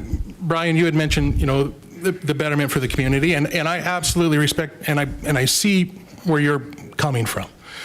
But I'm also looking out for the betterment of the community by trying to make it a fair playing field. I was at 500,000, the initial ask when we came in, that was 1%, 10 years, absolutely, you bet. Less than a year later, when it was $1.7 million, I no, not when it was 2%. I thought, I can understand, and I want to help the mall. And Matt, the things that you're doing at the mall are fabulous. I don't ever want it to be that I'm against. I'm not against in any way, form. I am absolutely for. I just feel that, I'm elected by the community, and I need to represent the community and what I think is best for the community. And I've had people calling me and giving, giving this, giving these comments. So it's not just me on my own coming up with this. This is the feedback that I'm getting from people who have reached out to me. I just think that we need to be fair for everyone. At the meeting of the $1.7 million for the raising the cap, even though it was a new ask, which we had never done before, I had stated that I would be in favor of the 1% at $1.7 million for 10 years. And I made that motion, and it got voted down. And then it went to 2%, and I voted against it at that time. I don't know how I can vote for this now based off of that past history. I just think that we have to be fair. I think moving forward, anybody that comes into the community, I was asked about, well, what if it was a Target coming to town? What would you do then? And to me, I would say, well, I would be willing to do what we did for Menards, which was 1%. In 10 years, we did a tax incremental district. Yes, we would be willing to do that. But that's not going to be the ask. The ask is going to be 2% because that's the precedent that we've set. And I'm not willing to go along with that precedent. That's my viewpoint. Thank you. But Ben, this is a technical point, but the precedent of 2% was already established last year. That's not something new. The only thing new here is whether we're going to increase the monetary amount. And I'll repeat, I think he really delivered on that first 1.7 million rebate. I wanted to say the same thing. We're kind of hashing two different things here. We're increasing the amount. Whatever was voted on by the past, we all went down that road together, and that's where we're at right now. So let's not lose sight of what we're trying to do here. It's going from $1 amount to another dollar amount, not change what's been voted on in the past. All right, I will go along with that, but we are doing something here that we haven't done before, in that we're increasing a sales tax rebate. Now we're talking about the third time. We've never increased a sales tax rebate for anybody else in the community, but now not only have we done it once before with this special entity, this unicorn, but now we're talking about doing it a third time. And that sets a precedent also. And I think that's fine. Every economic opportunity that comes in front of the Commissioner Yankton is going to be a unicorn in our future, probably. So I think you have to address each one of them as they come and gather the information, but who knows what the next one could be? It could be something completely different, just depending on if there's a leakage or if it's a good opportunity for the community. So I think everyone has its own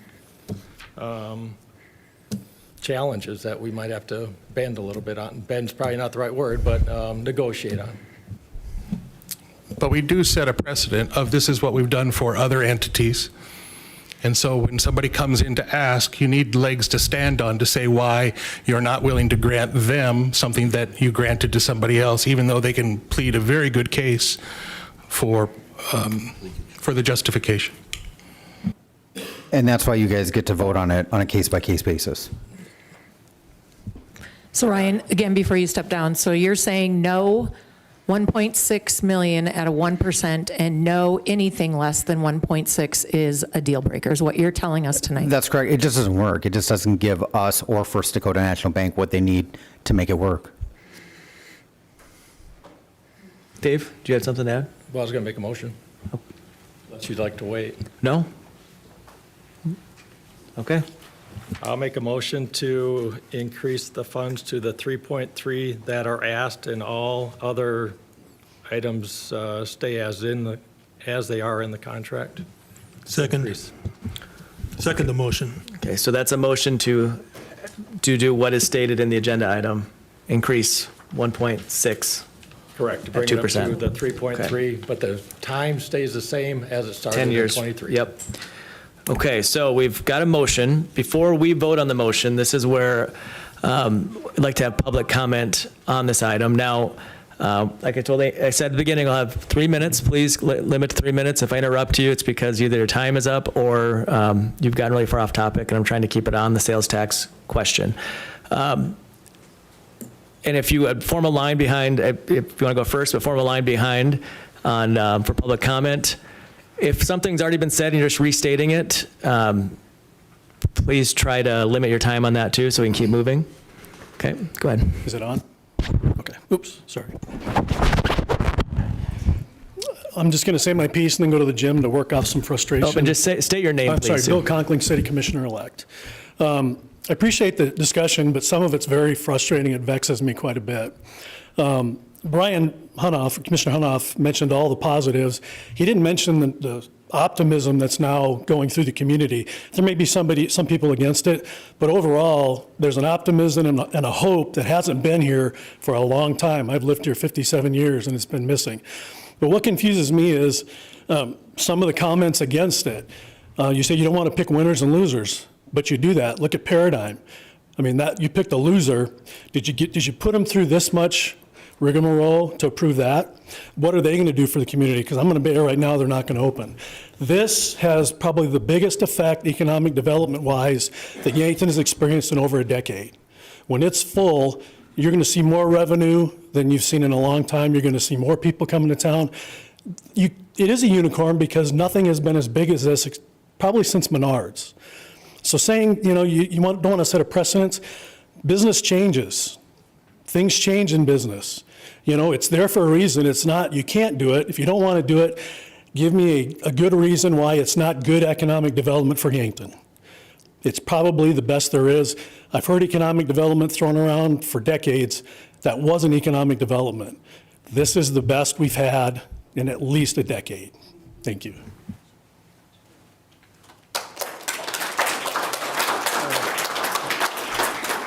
Thank you, Bill Bartles.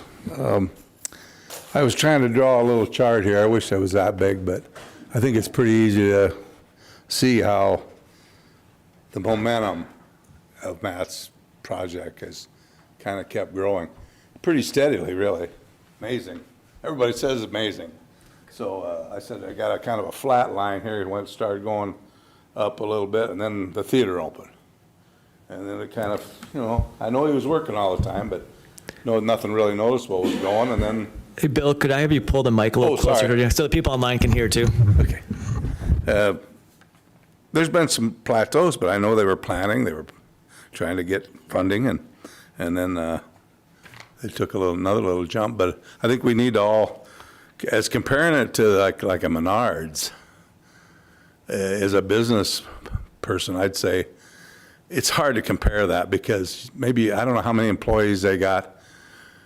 You're talking maybe 20, 25 stores here and employees, and that money's going to go around and around the community in wages. Menards, I don't know where their money goes. They got some employees, but this is a little hard to. How many businesses do you think will eventually possibly be in there? 20, 25? Right. I wanted to ask you before. Okay.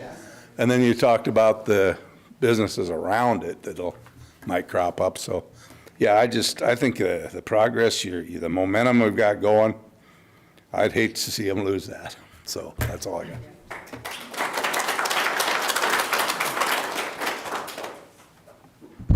Hello, Commissioners. Thank you for the time tonight. My name is Jeff Mueller. I was born and raised in Yankton. I'm a lifelong citizen, and I'm really grateful to be up here today.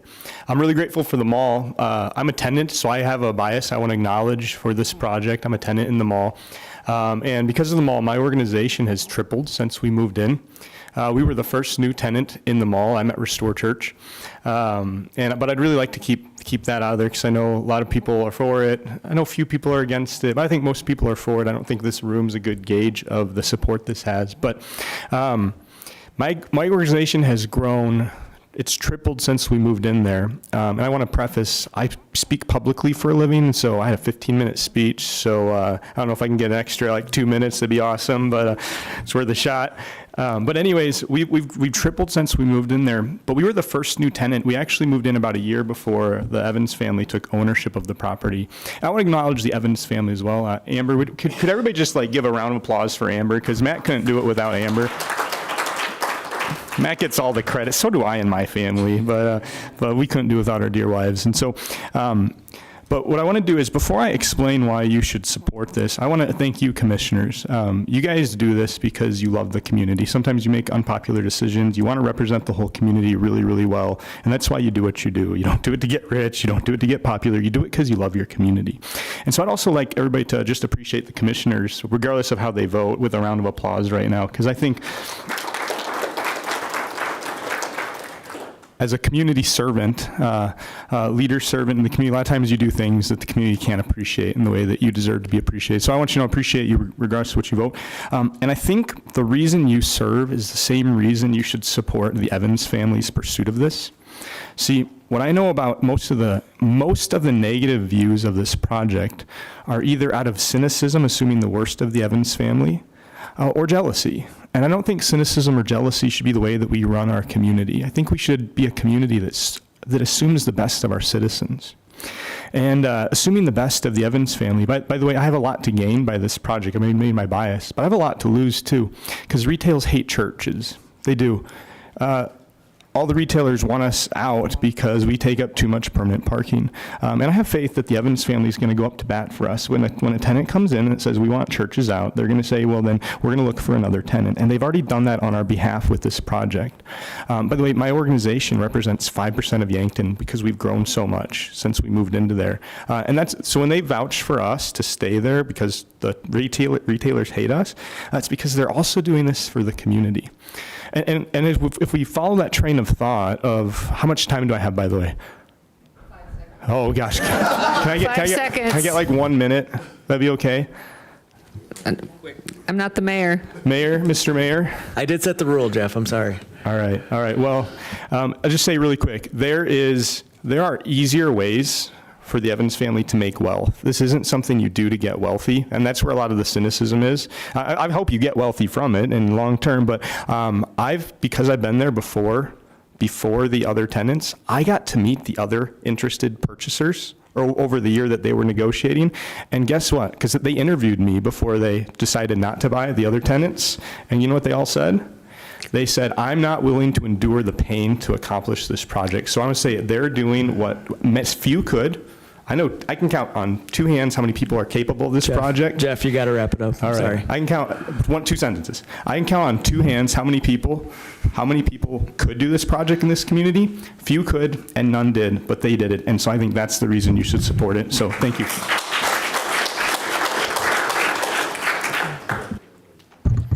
Hello. I'm Connor. I work at Willoughby's in Yankton. I've seen a few of you all at the restaurant. Hope you all come by tomorrow. We're going to be open for lunch like always. I don't represent them, but I do represent, I feel on some level, the younger community in Yankton. I'm 29. I've lived here my whole life. I love Yankton. In a lot of ways, I don't think I could ever leave because it's home. And Matt has done a great job, in my opinion, of building up the mall, making it look nicer. I remember when I was a kid, I would go to the movie theater. It's great. We didn't have it for a long time. He brought it back. The parking, oh my gosh, that was ugly for a long time, was it not? And he brought it back. It looks beautiful now. Frying Pan, I'm sure, appreciates that. The Marriott, I'm sure, appreciates that. I am excited to see what else he's going to bring to the community. I think it's understated just how excited people are for what he's doing. There's a lack of enthusiasm in a lot of places in America right now, and I think, small towns like us, we look for that enthusiasm anywhere we can, and part of that is the community that we build, and Matt's helping build up the community, and that's very, very important, I think, especially as we grow. I know we're doing the 20-year plan thing tomorrow. I went to one of the little get-togethers for that, and I was excited for what I saw there as well. And I think a good first step for that is helping the mall get revitalized fully and bring in that tax revenue to help support future projects down the line. I don't think the 20-year plan can get off to good footing if we don't help support Matt and what he's doing for the mall. So that's all I really have to say. Thank you, commissioners. So I just will add that, just out of fairness for everyone, we did allow Jeff 4 minutes, so we're going to keep it at 4 minutes, just so everyone else has the same amount of time. Okay. My name's Ryan Heine. When last year, this was a one-time deal, apparently a one-time deal with unlimited refills. I want another number, $4 million. Over $4 million is the property purchases that Mr. Evans has done in the past 4 years. He has purchased over $4 million. That includes, in the past 6 months, $750,000. And that's on a property in the lake area, and that is only in Yankton County. That doesn't include the properties he's purchased in Nebraska or outside of the county. He has means. I remember in 2018, he was bragging to me about all of his investors, and now he has none. So, Mr. Heine, hold on. this is about the sales tax I know, we're talking I know. about right now. Okay. I'm getting to my point. You must let me get to my point. I will. I just want to make it clear. He bragged about them. Now he has none. He has no investors. As you said, that's concerning. What do the investors know that we don't? What is he not telling? Why aren't the investors lining up? If malls are so hot, where are the investors? Where are the investors getting behind him? We have all these people supporting. If he feels that strongly, then go invest. Go see if you can invest. We should leave the public money out. We should leave the public money to fund things like, you know, the county has an ambulance service that's running $200,000 to $400,000 in deficit, and for years the county has asked the city to help with that deficit, and we've gotten flat nose. Took 10 years for my wife to build a business here. Millions of dollars invested. Where's our 2% coming back? When we came here for a license, we had a hard no, because even though it's questionable what the ordinances were, it's not what you wanted. You were hoping to get $100,000 out of a license, and you didn't. You didn't sell it at all. You gave a hard no to a business that was trying to grow in Yankton. And it was a much smaller ask. And so I'm really questioning, how are you guys picking winners and losers up there? Who are you favoring? Who are you disfavoring? And what's happening to our small businesses? I had a lot of small businesses contact me after I spoke out online. They don't want to be up here. They don't want to put themselves in the spotlight. I don't have anything to lose against Mr. Evans anymore. So that's where I'm at. You know, this isn't an investment. It's a subsidy for the most subsidized property in Yankton. It's a subsidy for a very aggressive real estate empire. You know, we shouldn't be giving out tax gifts. We should let the free market work. And if this is really something that's good, and I hope he can do it, but I think he should be doing it with private money and investors, not with public money.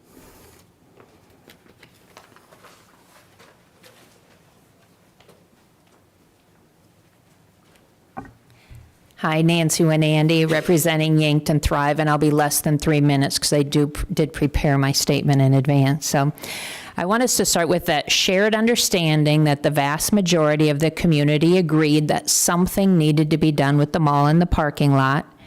And on that point, there's little debate. The controversy, as mentioned tonight, really does center around the size of the incentive and the terms of the agreement. And decisions like this are never easy, but you have many important factors to weigh. Understand that no matter what decision you make, some people will be unhappy. Set those emotions aside and focus on the facts. You were elected to represent the best interests of a community as a whole. You have access to information and a much broader perspective than others. You are trusted to lead. Set aside who is bringing the project forward and focus solely on the merits of the project itself and not the personalities involved. Evaluate the potential financial impacts on Yankton. There is a potential for fewer people shopping out of town and more visitors traveling to Yankton. Some existing businesses may be positively or negatively impacted. But as with any major project, no one can predict the long-term effects with certainty. If the businesses succeed, they could generate significant revenue for the city after the incentive is paid off. Recognize that community participation in development projects is common. While incentives may not be popular, they are often necessary to attract national brands. Many chains expect community support to secure a location. A major benefit of this incentive structure, as mentioned earlier, is that it is performance-based. No money is paid out until it is paid in, and this does help provide protections to the city. Consider the broader impact beyond the finances. Even if you question the immediate financial return, this project could be a strong investment in community development. Some projects are catalysts for growth and tourism and enhancing the quality of life in a community. We recognize this is a difficult decision for each of you. Regardless of the outcome, we must not let it be a source of deep division in our community. With all the challenges facing the world today, how we grow our retail opportunities should not tear us apart. Yankton has many positive attributes, many which were discussed here tonight, and continuing to work together, no matter the decision made tonight, will show the true strength and character of our community.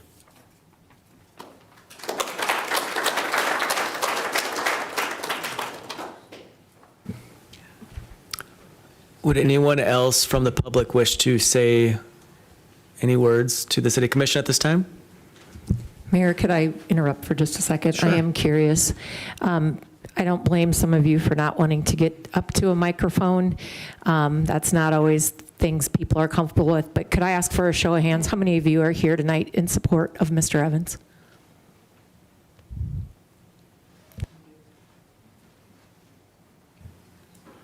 Mr. Evans, did you want to say something?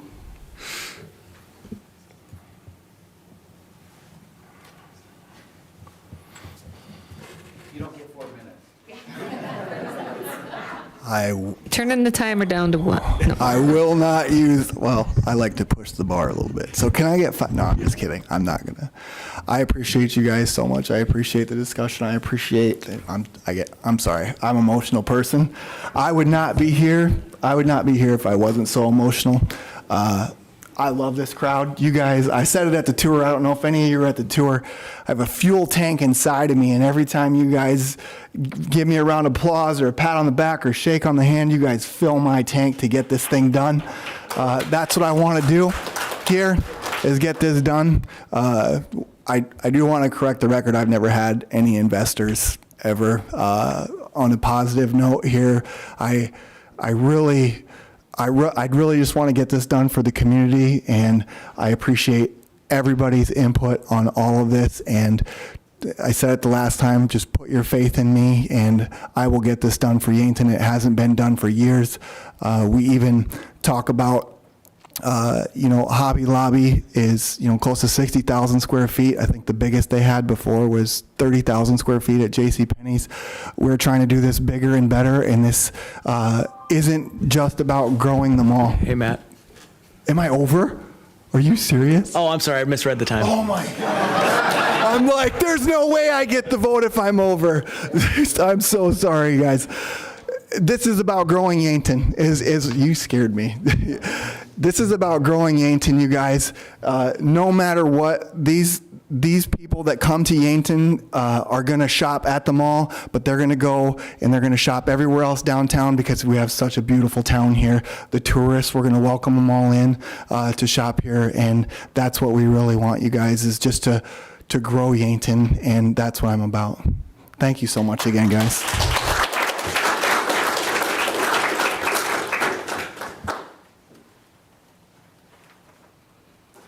Good evening, Commissioners. Brian Birch, soon to be joining you up on the front of the room soon. For the last 25 years, the Yankton Mall's been largely vacant. That's no surprise to anybody. The sales tax revenue has been generated there has been small. As City Manager Amy Leone pointed out, the ball's coming in, you can take a swing or not. We have two options. We can continue the way it is and hope some retail developer comes in, puts all the pieces together and makes it happen, or we can swing the bat while we're standing at the plate and make something happen. This is our opportunity to do just that. I am highly in favor of it happening that way. We also have, as was brought up, over 1 million people that come visit the lake every year. What happens if those people come into town and start shopping, more than just stopping at Walmart to grab what they got to get and go, but all of a sudden there's a brand new shopping center to look at, to depart with their money, to build sales tax revenue, which stays here in Yankton, pays for the rebate of what's going on. There's $1 million in property taxes that will come back over a 10-year period versus another $1.7 million ask. Another consideration that has been mentioned is that with the departure of Simples, Simples was the #1 water user and sewage user in the community. All these new stores, they're going to be flushing toilets and having to use water. And so that may help with what we're going to lose there. Lastly, Commissioner Bruni, you were talking about the 2%, whether or not it's the new hurdle or the new bar anyway. When this was originally done, it was dedicated for the mall area as a blighted property. And that's why it was gone to 2%. It was dedicated not to anywhere else in the city, but for the mall to fix that up and, get rid of that big elephant in the room and make that disappear. And that's kind of what that's going for. So in conclusion, I highly support the mall project, the additional increase in the rebate, and I ask that you do the same. Thank you.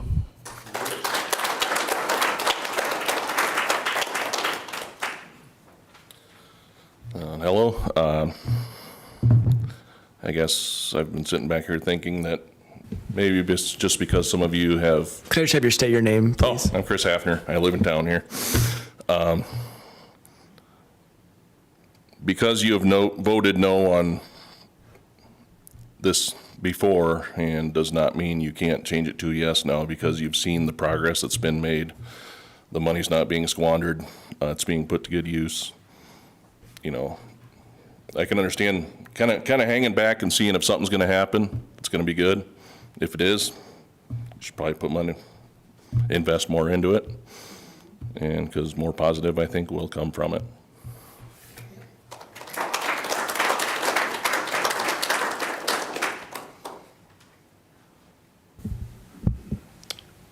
Okay. This time we have any other discussion items among commissioners? I do have another question for Mr. Evans, if I can ask. Sure. One of the things I want to, sorry, let's get up there. One of the things I want to ask, and I brought up earlier, Matt, is that it was brought up to me, there was concern about you potentially selling the mall after it's all full. What is your vision? Do you plan on keeping it and maintaining it, or are you going to try and step out when you're able?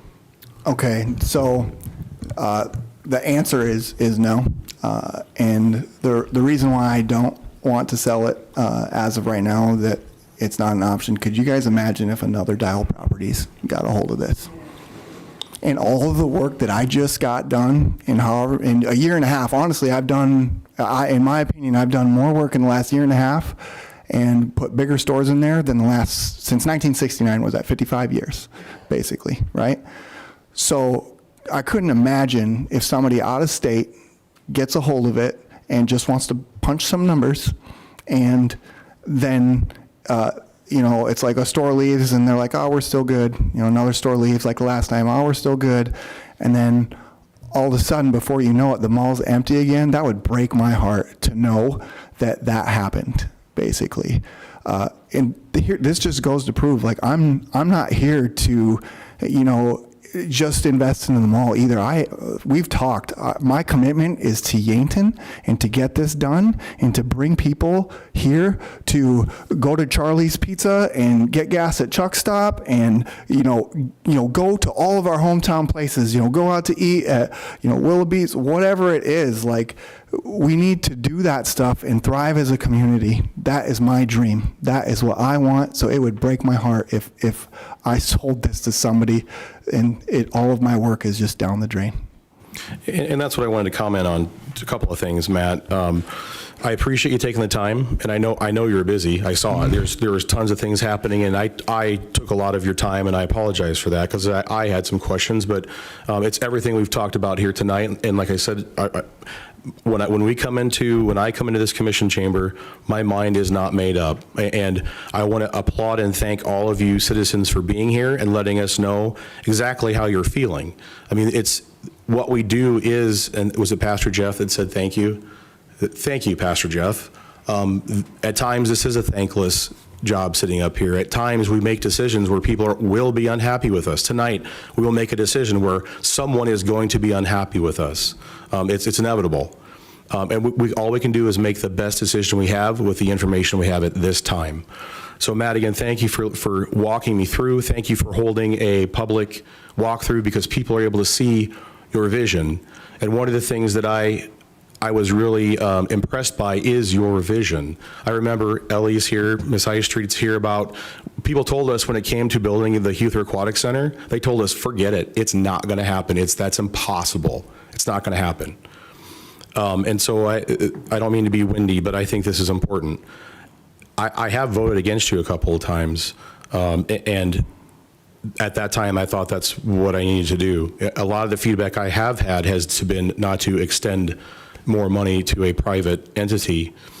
But as I see how much you have yourself into this project, and as I see how much this means to you, and it does help me that you plan on being the good steward of this mall, as opposed to exactly what you said. I would hate to see all this work go to someone and then they tank it because they don't care, they don't live here. So like I said, I just appreciate your vision. I appreciate the people that took the chance on the Youth Aquatic Center because they did. Again, people told us it wasn't going to happen. And I did say earlier, and I told you this before too, I said here publicly, Yankton is open for business, and I meant that. I really do. So I do applaud what you're doing. I think what you're doing is fantastic. And again, I just keep up the good work. Thank you, Matt. Thank you so much.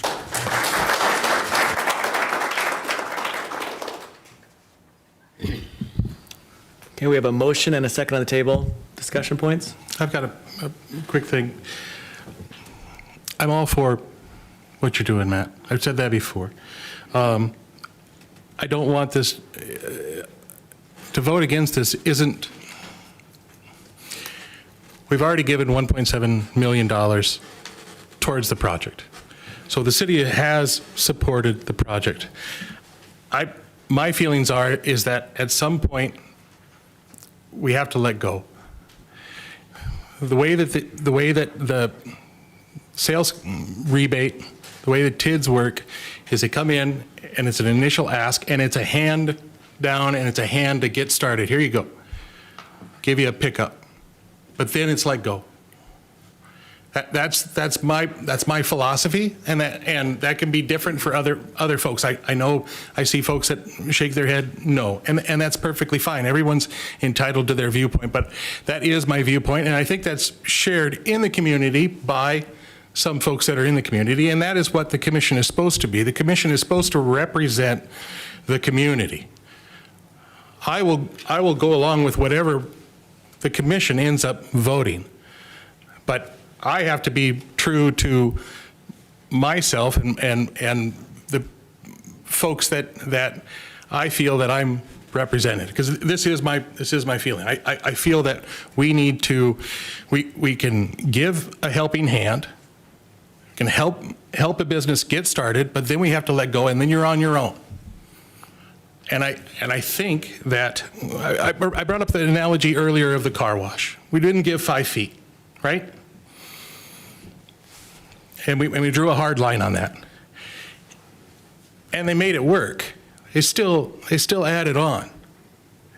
They got creative with it, and they made that work. And I wholeheartedly believe that if we don't vote for this, that you will make it work, because I have faith in you. And it might be other investors, it might be whatever. And I know you can shake your head, but that's my faith. And I just wanted to state that for the record. It's a public forum, and this is the reason why we're here for this discussion. Thank you. My 2 cents would be that as a community, I think when you look at communities, if you are only out to maintain the status quo, you're not going to last as a community going into the future. And that requires some modifications, what we've done in the past, maybe taking some risks with precedent, but it also allows us to evolve and adapt to the climate that exists. And if I look back over the last 7 years or 6 years I'm on the commission, the pool was an example that was never going to happen before, except we took a risk as a community. This is very low risk, in my opinion, as a community, because this has to be produced first. The investment's done by Matt. The sales tax gets reimbursed after it's produced. So I can't stand behind not voting for this unless I believe that the community needs to stay the same as it is. And that's not how I believe. I'm not saying that's what others are saying if they don't vote that way, but personally I view that this has to be a yes, because we need to keep growing into the future, and this gives us that way to do that.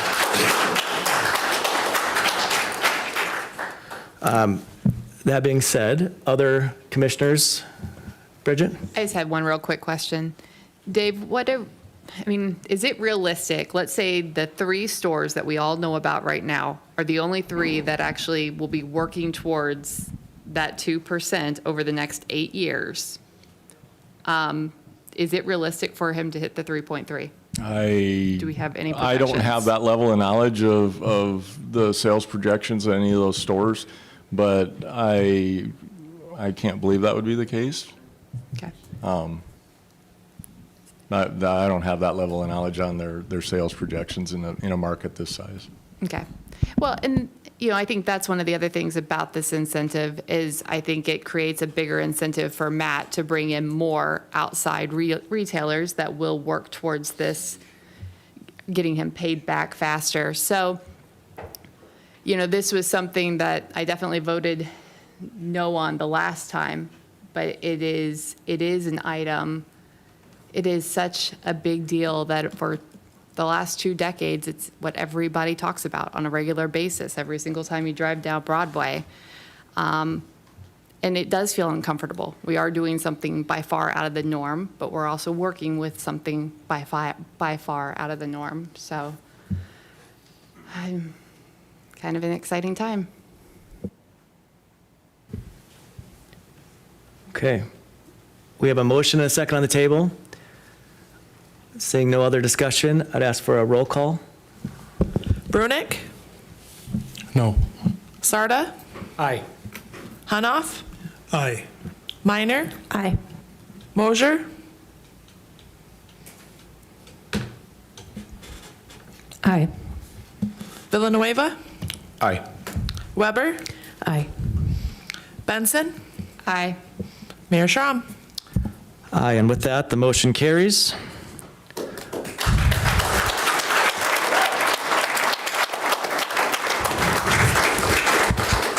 And at this time, I'm going to ask just for a 5-minute recess for the commission. I was just going to say, everybody's welcome to stay for the rest if they'd like. Okay, no, just take a 5-minute recess. Thank you.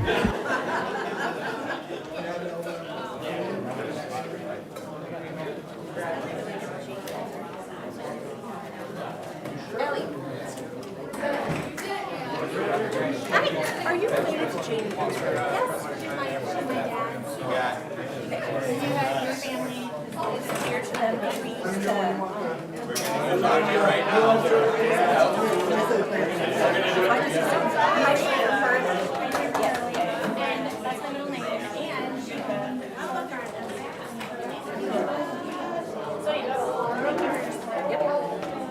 All right.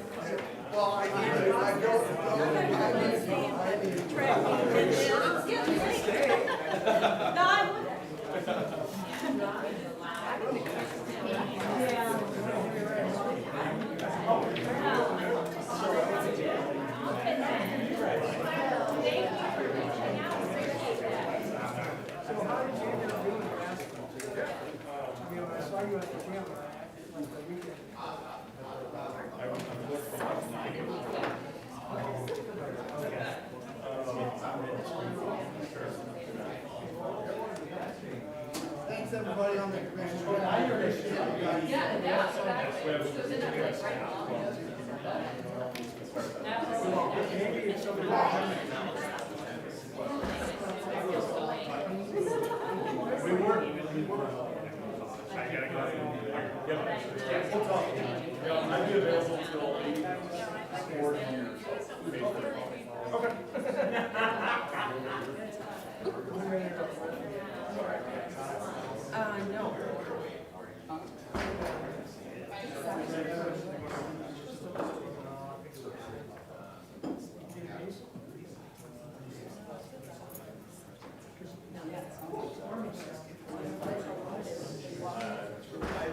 It's about 10 degrees colder here, so that's just right over.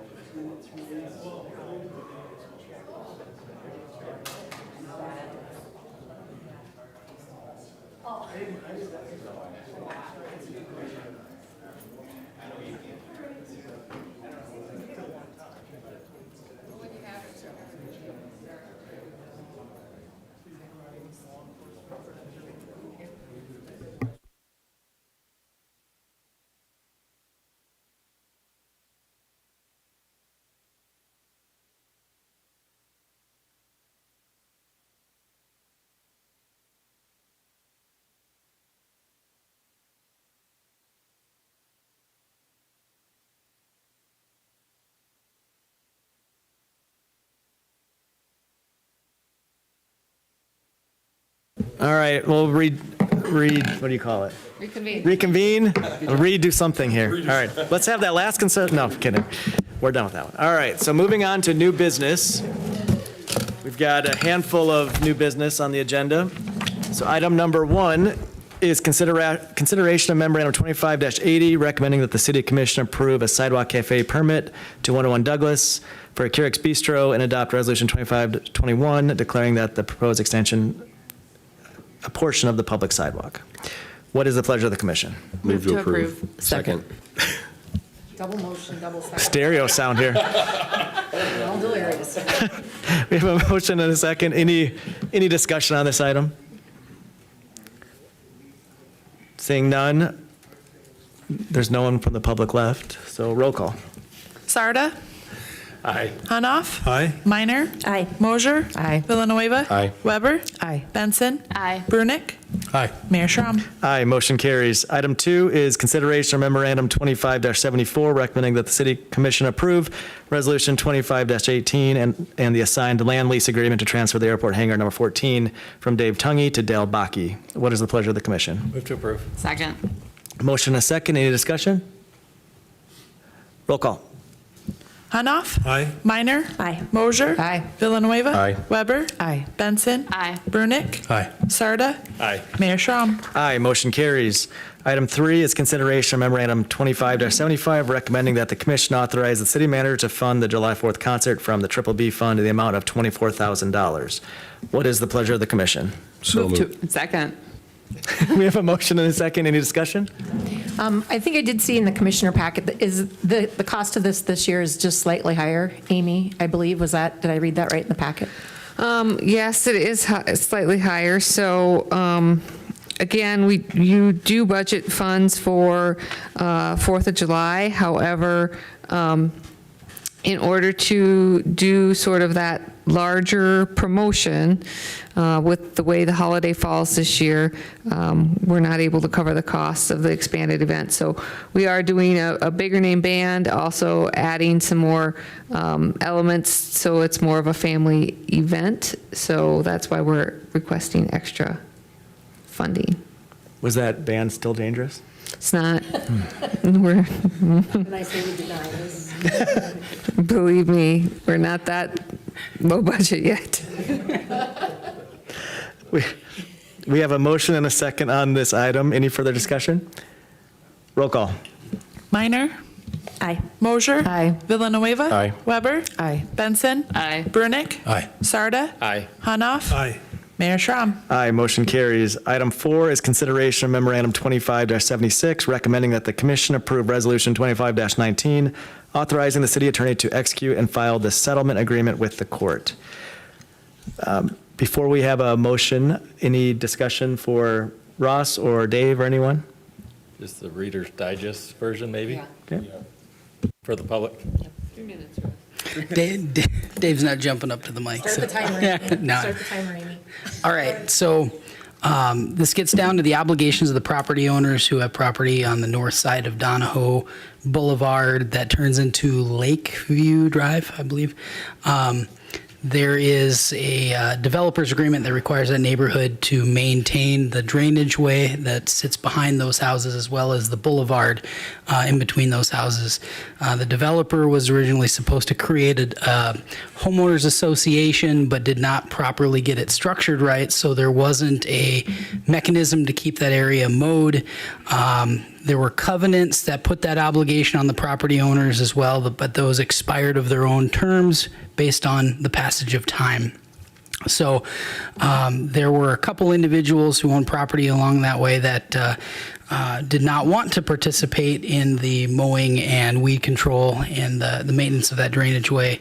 And they brought what's called a declaratory judgment action against the city saying, essentially, hey, judge, please tell the city that we're not responsible for this. And in the process of that lawsuit, we were able to strike up a conversation with the original developers, and in particular, one of them passed away, but his heirs, for whom the boulevard is named, namesake heirs, determined that to put this matter to bed, they would contribute $40,000 to the city to be held in trust to cover that maintenance cost for a number of years. So it will be, I don't know how many years, Dave, before it will become a homeowner problem again.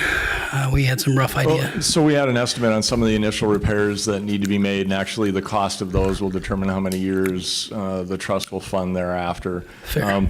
In a really roundabout way, this is kind of a really good outcome, because it would be very nice if other drainage ways were maintained by somebody just creating a really large trust for extended maintenance of those areas. So a strange way to pass to get to where we're at, but a really good outcome.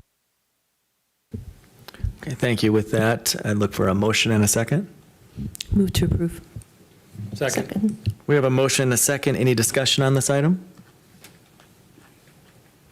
Roll call. Mosier? Aye. Villanueva? Aye. Weber? Aye. Benson? Aye. Brunick? Aye. Sarda? Aye. Hanoff? Aye. Minor? Aye. Mayor Schram. Aye, motion carries. Number 5 is consideration of memorandum 25-77, recommending that the city commission approve the updated city attorney professional services agreement effective May 1st and adopt resolution 25-20, updating the city attorney's salary. What is the pleasure of the commission? Could we have Ross walk through, just again for transparency? Maybe Ross, just some of the bigger changes and kind of what that means for the public and what's covered. Yeah, you bet. So this came out of a conversation with the city manager and the commission in my annual review about an expectation that losing key staff along the way might result in more need for city attorney time, as well as just the changes in city government generally requiring more and more legal consultation to do the job. There was an expectation that we were going to need more time from the city attorney, so we worked through different iterations that could allow more city attorney time for the benefit of the city, coming at an expectation of loss of billable time that could be applicable in other ways through my private practice. So what we landed on is a compensation arrangement that is similar to what's done in the city of Brookings for their part-time city attorney. But in essence, we took all of the billable time as well as the salary time that was compensated through 2024, and converted that just strictly to a salary, but on a quarterly basis, if the average monthly time spent on city matters within the 3-month period of that quarter exceeds 40 hours a month, there is an hourly billable rate, and the office would bill the city for that extra time. It's at a reduced market rate of $200 an hour for that additional time. Couple other changes to the agreement. There was clarification regarding what types of expenses and how expenses could be reimbursed for travel relating to continuing education each year, as well as reimbursement for shifting legal research tools. For many years, the city funded what we call legal treatises that provided updated sort of frequently asked questions or outlines that answer common occurring legal questions for city attorneys. But those materials are phasing out, and the cost to keep them around doesn't justify their usage. So instead, we have created an arrangement where if there's legal research databases through the online tools that we occasionally need to access on a case-by-case or as-needed sort of usage fee basis, then the office could be reimbursed for those in the few instances where we need to use them. And then the last item on here, for many years as a part-time city employee, I enjoyed the benefits of staff in getting a single member membership at the SAC. I have a handful of full-time staff members, and we were talking about how we could promote health and fitness, and it occurred to me, hey, maybe the commission might be willing to allow my full-time staff to obtain an SAC individual membership. And in my annual review, you guys said that would be okay. So I added it to this contract that we are not enjoying that yet. My staff are not enjoying that yet, but they will be eligible once this is approved. Does anybody have any questions? Ross, first of all, thank you for the time that you put into this. I know it was one of the things we discussed. It wasn't coming, obviously we've been discussing it for a couple of years in your evaluation, and we won't say why, Mr. Mingo. It really pushed on, and when people think they're going to leave, I'm kidding. Dave's over there shaking his head. One of the other things too, and Ross, I read this right, which I think is going to be really beneficial to city staff, is office hours. Did I read that right? In City Hall, which I think is going to be a big shift, and maybe just to kind of clarify what that means and why you were asked for that. Yeah, you bet. So one of the asks by the city manager was to create an environment where the city attorney might be a little more accessible to staff on a regular, predictable, schedulable basis. And what we talked about was creating something that might feel a little bit more like professor office hours at a university, creating a set period of time every week for about 3 to 3.5 hours that the city manager and I would schedule on a weekly basis to make sure me or one of the deputies are available to focus and funnel work that is priority for City Hall, and keep things on track and allow meetings to happen in a more prompt manner. I think it'll just make our office more accessible to staff. Question. So with this agreement, like tonight, for instance, how did that work? So you brought in another attorney, and so since you're the one that had to step out, do you pay for that? Do we pay for that? And what's the rate on that? Like, how does all that work? We have not negotiated that at this point, but there actually is so as things stand right now, there is a contract that goes back 6 years. I can't remember when we started. Heather LaCroix is an hourly basis conflict attorney. So if there is a conflict of interest, and in this case, as political as this issue got, technically it wasn't a legal conflict for me to sit here, but I can't sway your opinion. We thought for the benefit of you all and staff generally, especially since staff decided to make a recommendation, I need to not be part of this, sat outside the room. When that happens, if you guys want counsel here, I can't send one of my other deputies in because a conflict on one is imputed on all. So it would be improper to fill the chair with one of my staff. So as it stands right now, we have that conflict of interest contract out there. We have not renegotiated that, and we have not discussed how to handle compensation if conflicts arise. Conflicts, now think of it this way. What if it was a conflict of interest or an instance where it's not a matter that I do? So sometimes we have specialty counsel. I'm thinking of me as a general practitioner. I'm the family doc who works for the city, and if we need specialists, it's the same kind of idea. Someone's got to do that work, but no one's going to do it for free. And to this point, it has never been done. It comes out of the city attorney budget, but it doesn't come out of my contract. So if that was going to be a proposal, that would be something we definitely have to renegotiate. That would be problematic for me.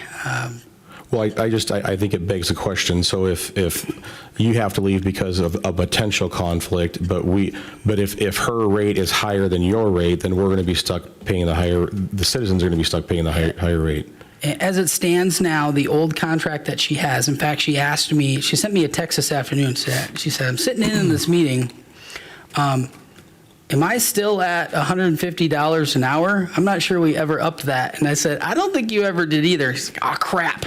So I do believe that she would like to increase that hourly rate, but she is agreeable to the $200 an hour, which is what it is for me here. And it also matches what the school district's attorney charge. They are just straight hourly, $200 an hour across the board for everything that their school attorney does.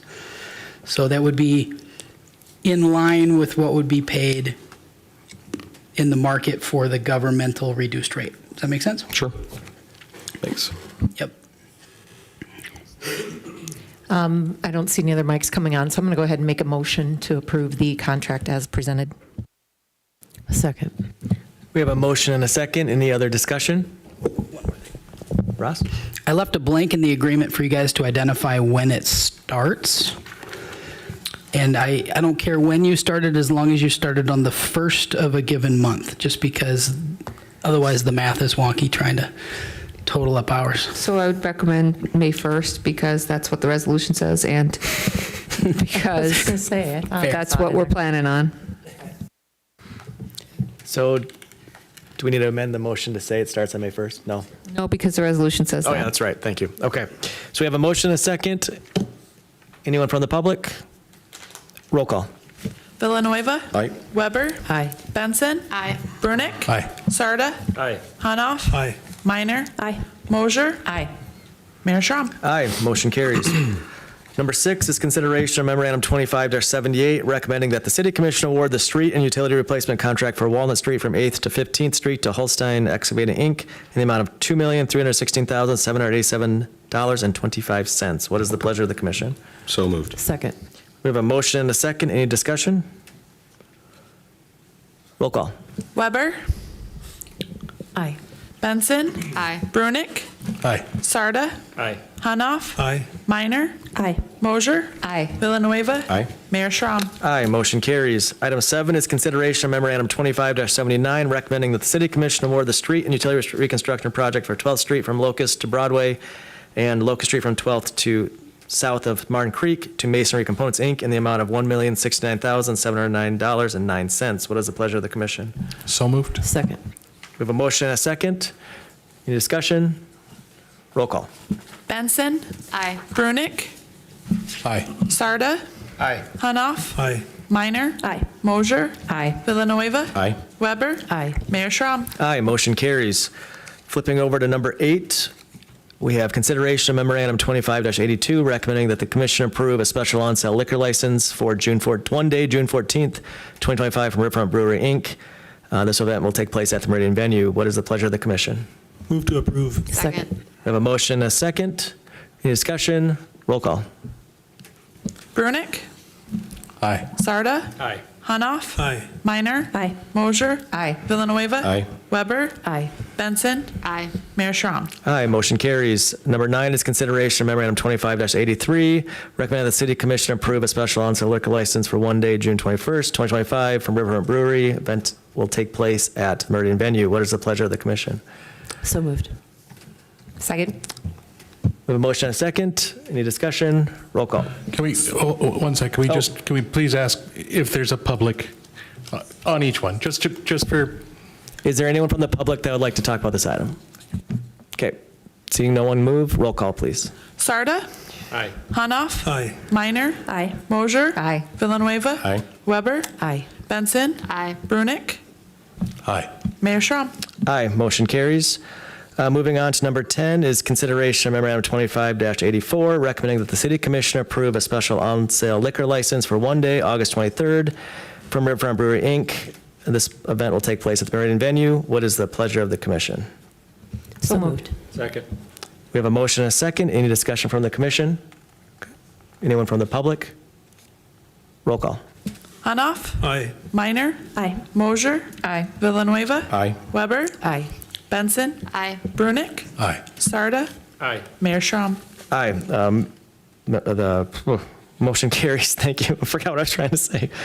Number 11, consideration of memorandum 25-85, recommending that the city commissioner approve a special on-sale liquor license for one day, August 30th, from Riverfront Brewery, Inc., and this will also take place at the Meridian Venue. What is the pleasure of the commission? So moved. Second. We have a motion and a second. Any discussion on this item from the commission or the public? Roll call. Minor. Aye. Mosier. Aye. Villanueva. Aye. Weber. Aye. Benson. Aye. Brunick. Aye. Sarda. Aye. Hunoff. Aye.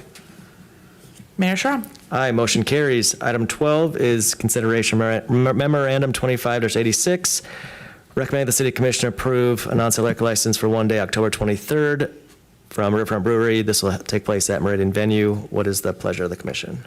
So moved. Second. We have a motion, a second. Any discussion? Anyone from the public? Roll call. Mosier. Aye. Villanueva. Aye. Weber. Aye. Benson. Aye. Brunick. Aye. Sarda. Aye. Hunoff. Aye. Minor. Aye. Mayor Schram. Aye, motion carries. Number 13 is consideration of memorandum 25-87, recommending that the city commissioner approve a special on-sale liquor license for one day, November 8th, from Riverfront Brewery, Inc. This event will also take place at Meridian Venue. What is the pleasure of the commission? So moved. Second. We have a motion and a second.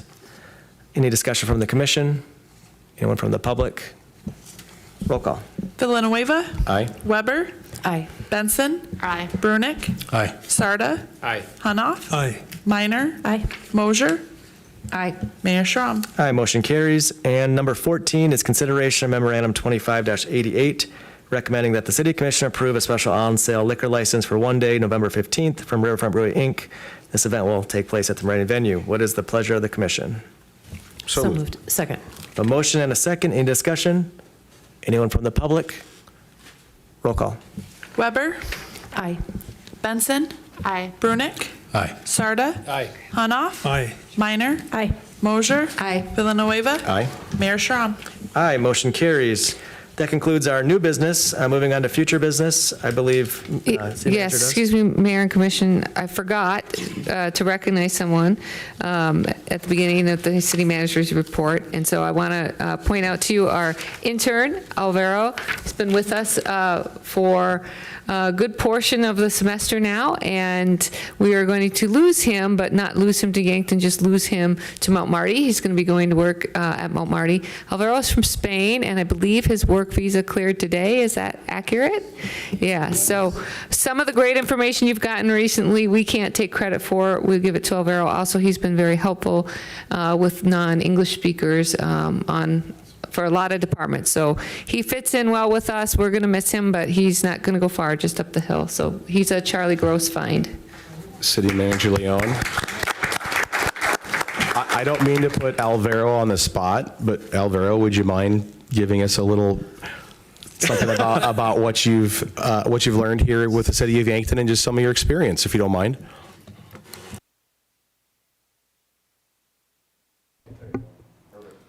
Okay, so I started with the city in the summer. I started initially kind of working around Amy with projects that she had for me. And then I came back in the spring. Lisa took me under her wing, and I've been, I've learned a lot from her. She's really helped me, and yeah. In general, all the city staff treated me 10 out of 10. I loved it, and yeah, thank you.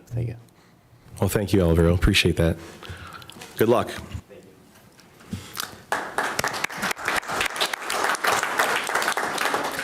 Steph? Mayor, sorry, I should have asked this under city manager report, but I think it's something inquiring minds want to know, and I said I would ask, and I forgot during your presentation. Do we have a timeline for the Summit Street intersection and how long that will be under construction and closed? I had some people going, we got summer traffic coming in. How long is this going to take to get so open? I'll Adam address that. We did notify the neighborhood as soon as the bid was awarded. It was awarded April 12th, and we were able to get letters out, so they didn't get them till the 14th. But the contractor started quite shortly afterwards, but I don't know the length of the project. Do you? So they're currently installing water main. This is a water main project. It's not a complete street reconstruction, so it's a cut and patch where the new water main goes. They have about half of it installed already, I believe. So, and they started at the 8th and Summit intersection. So all the water main work is done in that intersection. We're hoping that maybe possibly it can be paved, I won't say the end of this week, but into next week. There is some traffic signal loops that we have to work with. It just depends on if those were damaged. If they weren't, the paving will happen faster and that the intersection can be opened up more than what it currently is. If not, it'll take a little, if there's loop work that has to be done, it'll take a little bit more time to get those loops repaired and reset before the paving can take place. So the intersection hopefully is open soon, like next week maybe.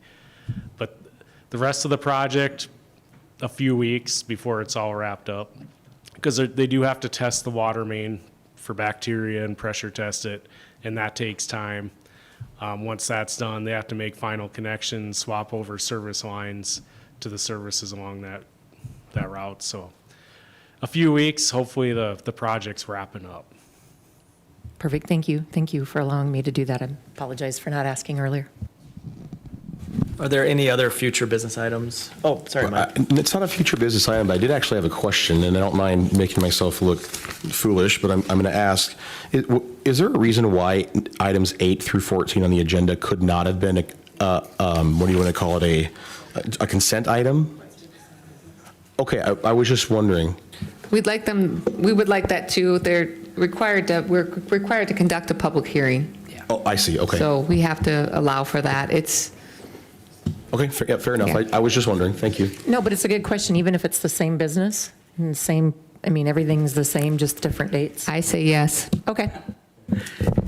Lisa and I can maybe explore that. It's not very often that they're all the same people for different dates, but they're all technically each a separate application. So, yeah, we'll explore it. I just can't promise. I have a question. Has Westside Pond been stocked with fish? Not yet. It's going to happen, though. What kind of fish? Next month. What kind of fish are we going to have? The kind that kids can catch, like crappies and other pan fish, maybe some northerns, bass. So those kind. We will let folks know. They're going to let it get a little warmer. Thank you. That is a fantastic question. My little one, Laura, was literally asking, Daddy, when can we go fishing? But I would think by Memorial Day, I'm going to think. All right, any other future business or conversations? All right, we'll move on from future business. We do have an executive session to discuss contractual matters, so I'd ask for a motion to adjourn into executive session. So moved. Second. I have a motion and a second. All those in favor of adjourning to executive session, say aye. Aye. All opposed, same sign. Okay, we are adjourned to executive session. Thank you. I haven't seen each other.